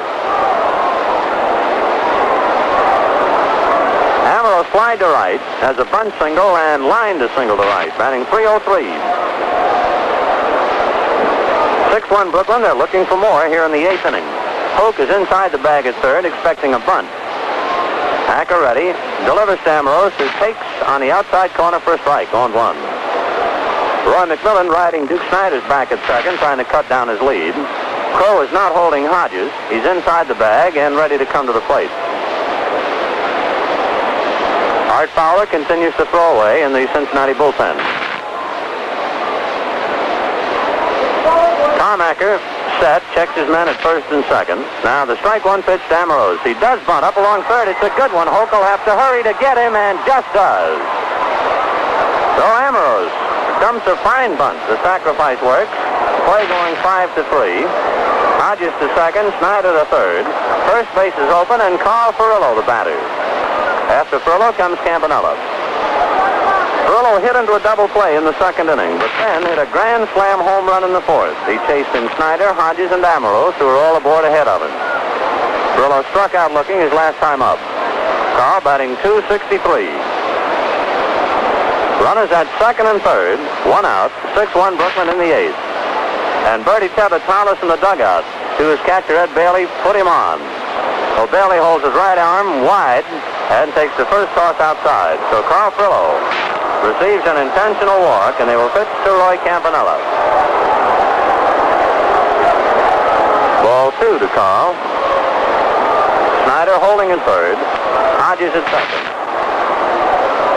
Acker set. Lobs the third one wide. 3-0.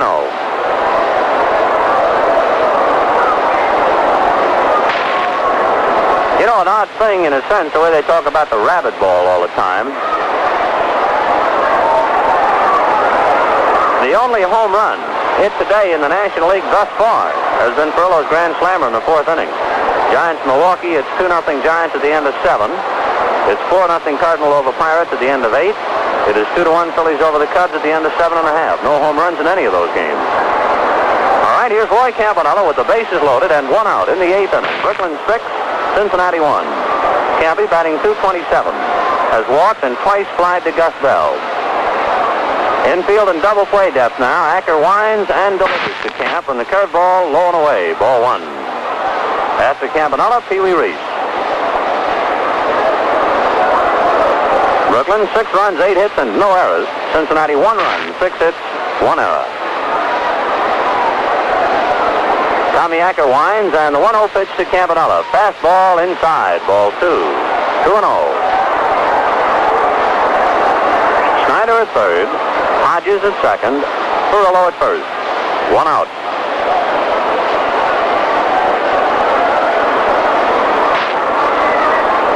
Acker looks in to get a sign from Bailey. Now Tall Tom is ready. Winds, and the 2-0 pitch to Campanella. Fastball in there. 2-1. When Cincinnati bats in the bottom of the 8th, Acker's spot is due up first. Then Johnny Temple and Gus Bell.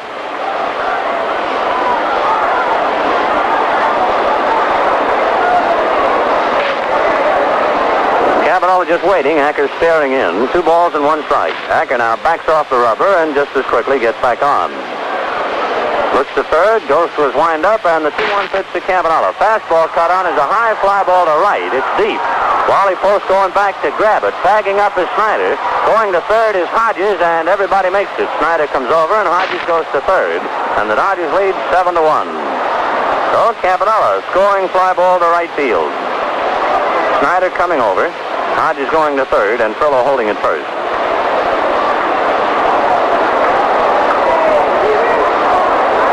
Runs off Tommy Acker. Dodgers 7, Cincinnati 1. 2 out in the 8th inning. Runners at first and third, and the batter, Pee Wee Reese. Pee Wee is 2 for 3. A bunt single, single to center, and bounced out, hitting .221. Acker ready and delivers, and a bunt up along the third base line drops foul. So Reese trying to bunt for a base hit and get Hodges over. It's not a squeeze play, not with 2 out. Pee Wee bunted her foul. 0-1. Schaefer Beer sending it to you, and we certainly hope that you're buying your Schaefer, especially over the weekend times, in the convenient party-sized quart bottles. Of course, the best way really to buy Schaefer is by the case.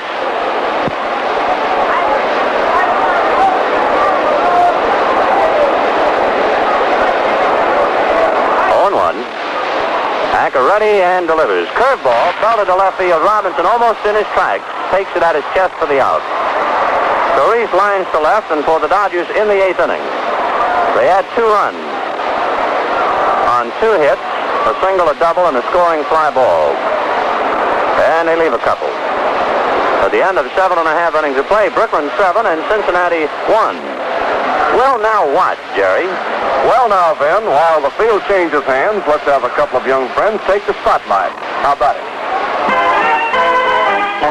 For real enjoyment, get Schaefer beer. For real enjoyment, ask for Schaefer.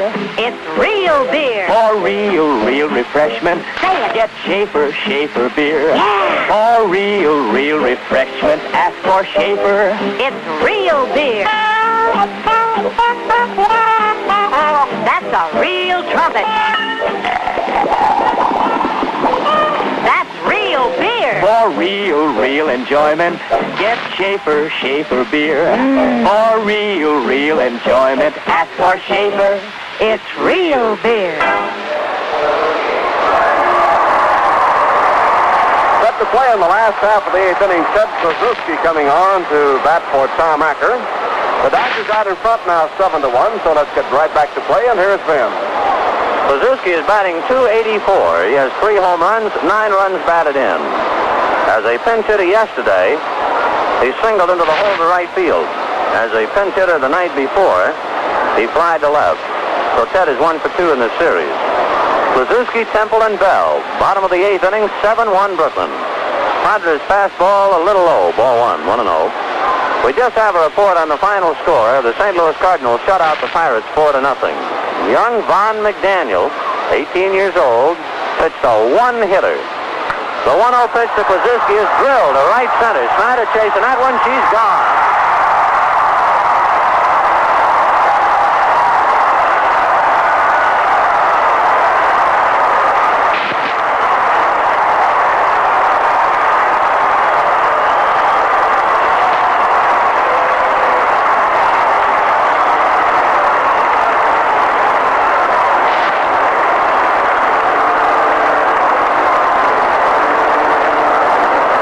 Kluszewski, who always gets a good piece of the ball against Johnny Padres, comes walking off the bench and drills one of his specialties, a low line drive home run.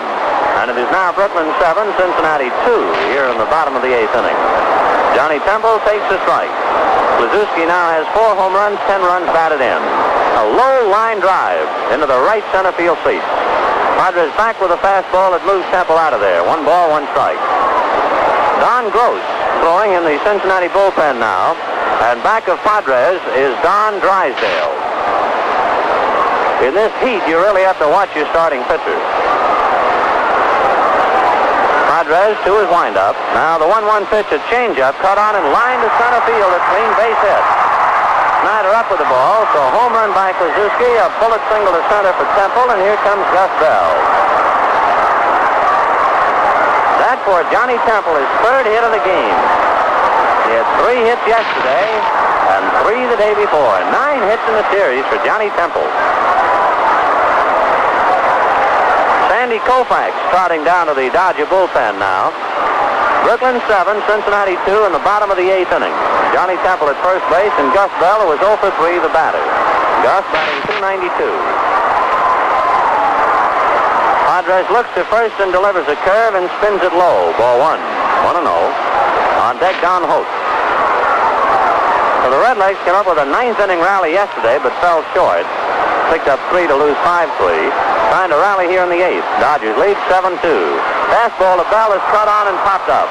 Charlie Neal floating over to his left a bit. Backs up now as the wind takes it, and now Charlie grabs it for the out. So Bell pops up to short. Johnny Temple holds at first, and Don Holt's the batter.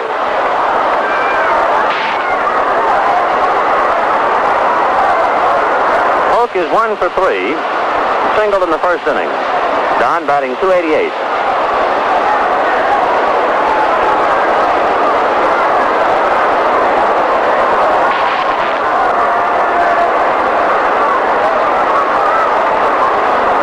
Padres set. Hodges not holding Temple on. Fastball to Don Holt at the knees for a strike. On 1.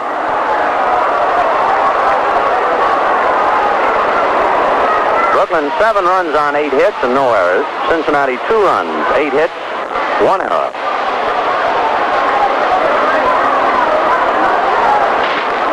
The strike 1 pitch. Fastball cut on a high foul back of the plate. Campanella coming back. It's playable. He's under it. He's got it. 2 down.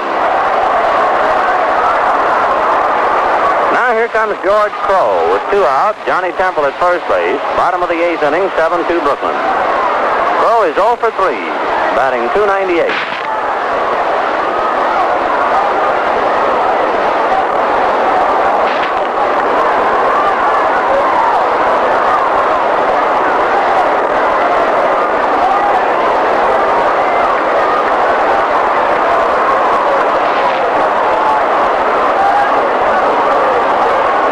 Crowe waiting. Padres delivers. George swings. There's a slice pop fly to the left side.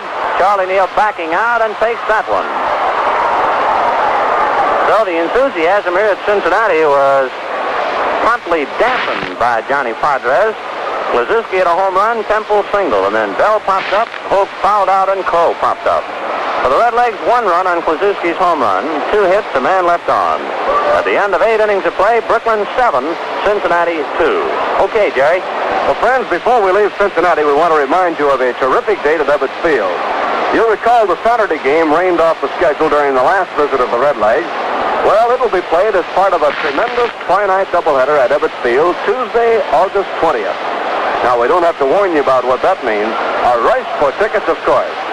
So do your shopping for that big doubleheader with the Redlegs, August 20th. The same two teams clash in a day game, August 21st. Their last meeting at Brooklyn. So circle the date, August 20th. A doubleheader, the Dodgers and the Redlegs, a twilighter at Ebbets Field. Well, fans, we've certainly got some big dates coming up when the Dodgers get back home. Beginning right off with the Giants and the Dodgers on Monday night, August the 5th, a week from tomorrow. The Dodgers get back home playing a 4-game stand against the Giants. Monday and Tuesday at Ebbets Field. Wednesday at Jersey City, that's August the 7th. And Thursday, August the 8th, at Ebbets Field against the Giants. So a lot of baseball coming up when the Dodgers get back home in August. And the old pennant chase going right down to the wire. A reminder also that Thursday's game from Chicago will be on TV as well as on radio. Broadcast time will be 2:25. That'll be the final game of the series between the Dodgers and the Cubs at Chicago. A day off tomorrow, doubleheaders on Tuesday and Wednesday, and a single game Thursday, the Dodgers at Chicago. So lots of action coming up this week. Well, we go to the ninth inning now with Padres the first batter. So coming back in for the play-by-play for Schaefer Beer, here's Vin. Don Gross will be the third Cincinnati pitcher. Left-hander making his 24th appearance. He started 12, and now this is 12th relief appearance. Don, I guess, is like that, what was it, the little girl with the curl in her forehead. When she was good, she was very, very good, and when she was bad, well, he won his first 4. He was 4-0, and he has lost the next 6, so he's now 4-6. Gross having his troubles right now. Comes on and relieves the pitch to Padres. 7-2 Brooklyn, ninth inning. The sidearm pitch up high and outside. Ball 1. Don Drysdale continues to tune up with Joe Becker in the Dodger bullpen. Gross ready, and back comes the 1-0 pitch, and the fastball is low and away. Ball 2. 2-0. Dodgers 7 runs, 8 hits, and no errors. Cincinnati 2 runs, 8 hits, and 1 error.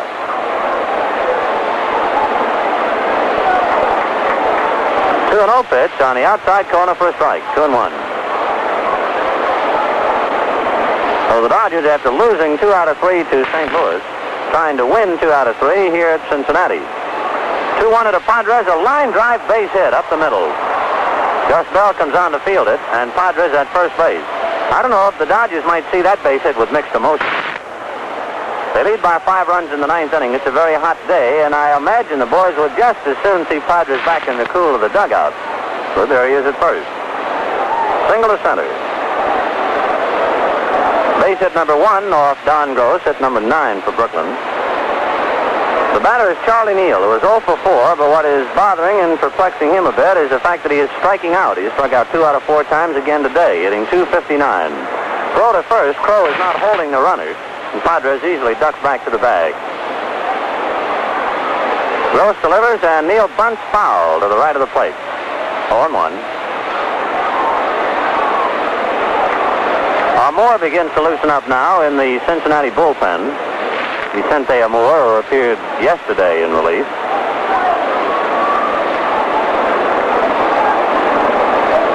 .7-2 Brooklyn, ninth inning. Nobody out. Johnny Padres just singled. He's at first. The strike 1 pitch to Neal is cut on and belted to right field. Back goes Wally Post, way back to the barrier fence to leap up and grab it. And back to first comes Johnny Padres. Nice play by Wally Post. Well, Neal hit that a long way, and Post holds her in.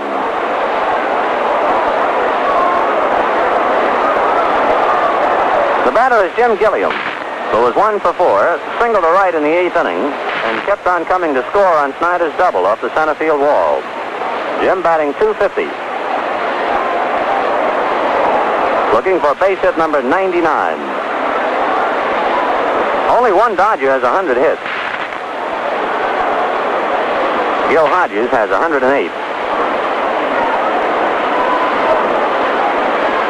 Gross delivers, and Gilliam takes a strike. 0-1. 1 out, ninth inning, 7-2 Brooklyn. When Cincinnati bats in the bottom of the ninth inning, they'll have Frank Robinson, Ed Bailey, and Wally Post. Strike one pitch to Gilliam on the inside corner. Strike two. Boy, it's Schaefer weather here in Cincinnati. Happy, what kind of weather do we have in New York? Same type weather, huh? Schaefer weather back there. Well, we hope you folks are having plenty of cold Schaefer. You found a comfortable spot and hope you're having a nice weekend. The 0-2 pitch is cut on and fouled away. A holding count, no balls, 2 strikes.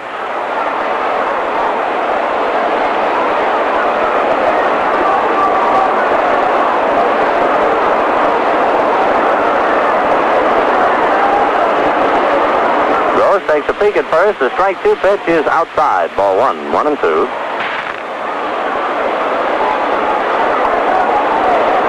Milwaukee Braves are now at bat in the bottom of the 9th inning. And the Giants lead 2-0. Gilliam swings and misses. Down he goes. Well, Gross records a strikeout. 2 out in the 9th, and the batter, Duke Snider.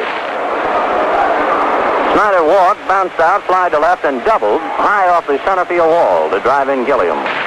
Duke batting .280. Gross looks over at Padres, delivers to Snider, and the curve is over. Strike one. Well, Giants 2, Milwaukee nothing, bottom of the 9th inning.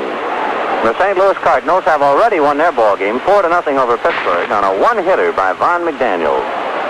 Breaking ball to Snider, down low, 1-1.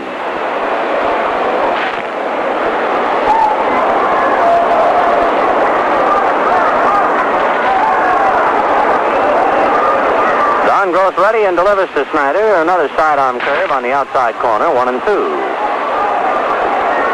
2 out in the 9th, 7-2 Brooklyn.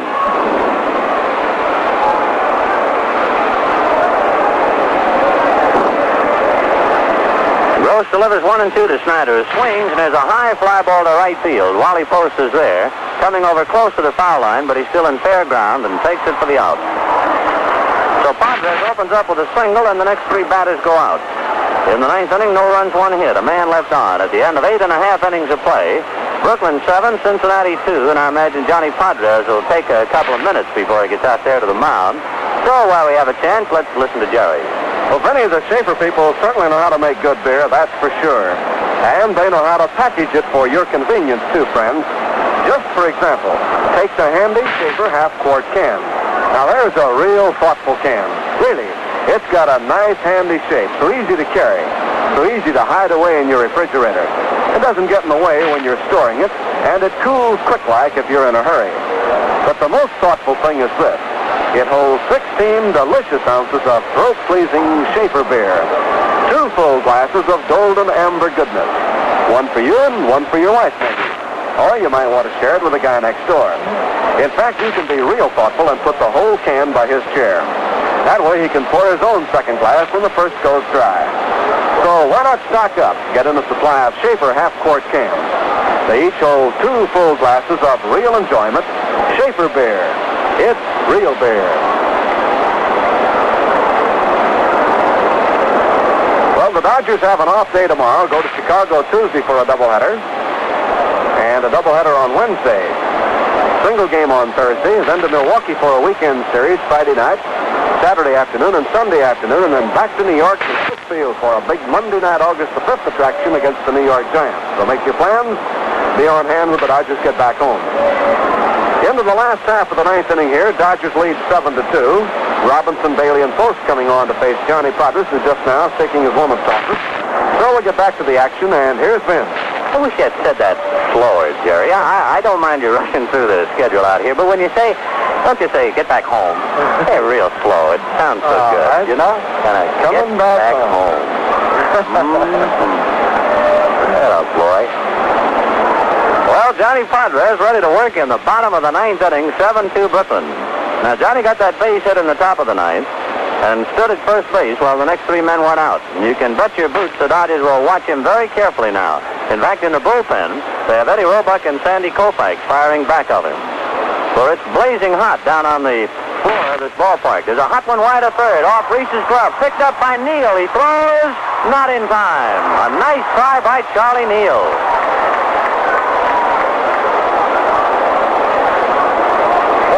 Frank Robinson hit one wide of third. Reese got his fingertips on it and couldn't hold it. Neal, backing up Pee Wee, backhanded the ball, had a long throw to first, and just missed getting Frank Robinson. It'll go as a base hit for the young left fielder, his third hit of the afternoon. That is hit number 9 for the Redlegs.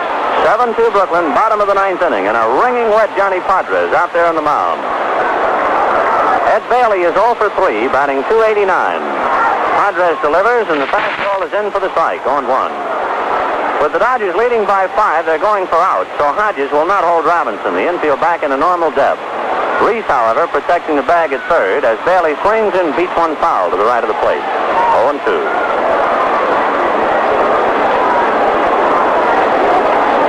Well, they'll be singing up and down the National League today, at least right now, for the final scores in from Milwaukee. The New York Giants and Johnny Antonelli have shut out the Braves 2-0.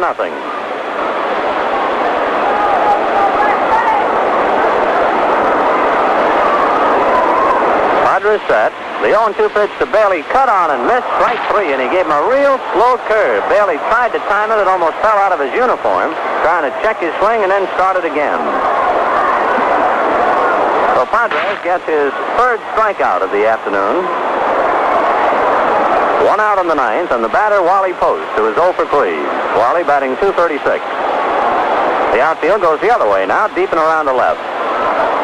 Frank Robinson at first in the ninth. 7-2 Brooklyn. Each side 9 hits. The Redlegs have committed an error. Fastball is cut on as a high fly ball down the left field line. Neal going out and slanting into foul ground. Ambrose coming on. It's Neal on a brilliant catch in the bullpen. Charlie Neal all over the place. Makes a fine catch way down in the Redleg bullpen. And it is extremely tough territory down there for a couple of reasons. First, because the field slopes in foul ground for drainage purposes, you start to run downhill, and Charlie was running with his back to home plate. And secondly, he had to watch himself, or if he had stepped on one of the home plate rubbers in the bullpen, he might have taken a header. Charlie stayed with it and made the play. Fine running catch by shortstop Charlie Neal. 2 out in the ninth inning. Brooklyn 7, Cincinnati 2, and the batter is Roy McMillan, who is 1 for 3, batting .255. Crowd of 28,524 on hand today. Padres delivers, fastball to Little Mac, and it's inside, ball 1.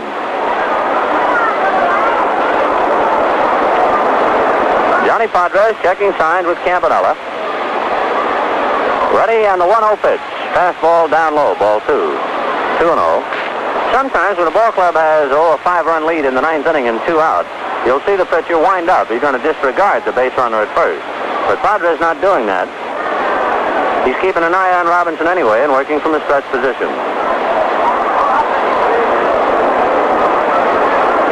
McMillan waiting, 2-0. Padres delivers and gets the outside corner for a strike, 2-1.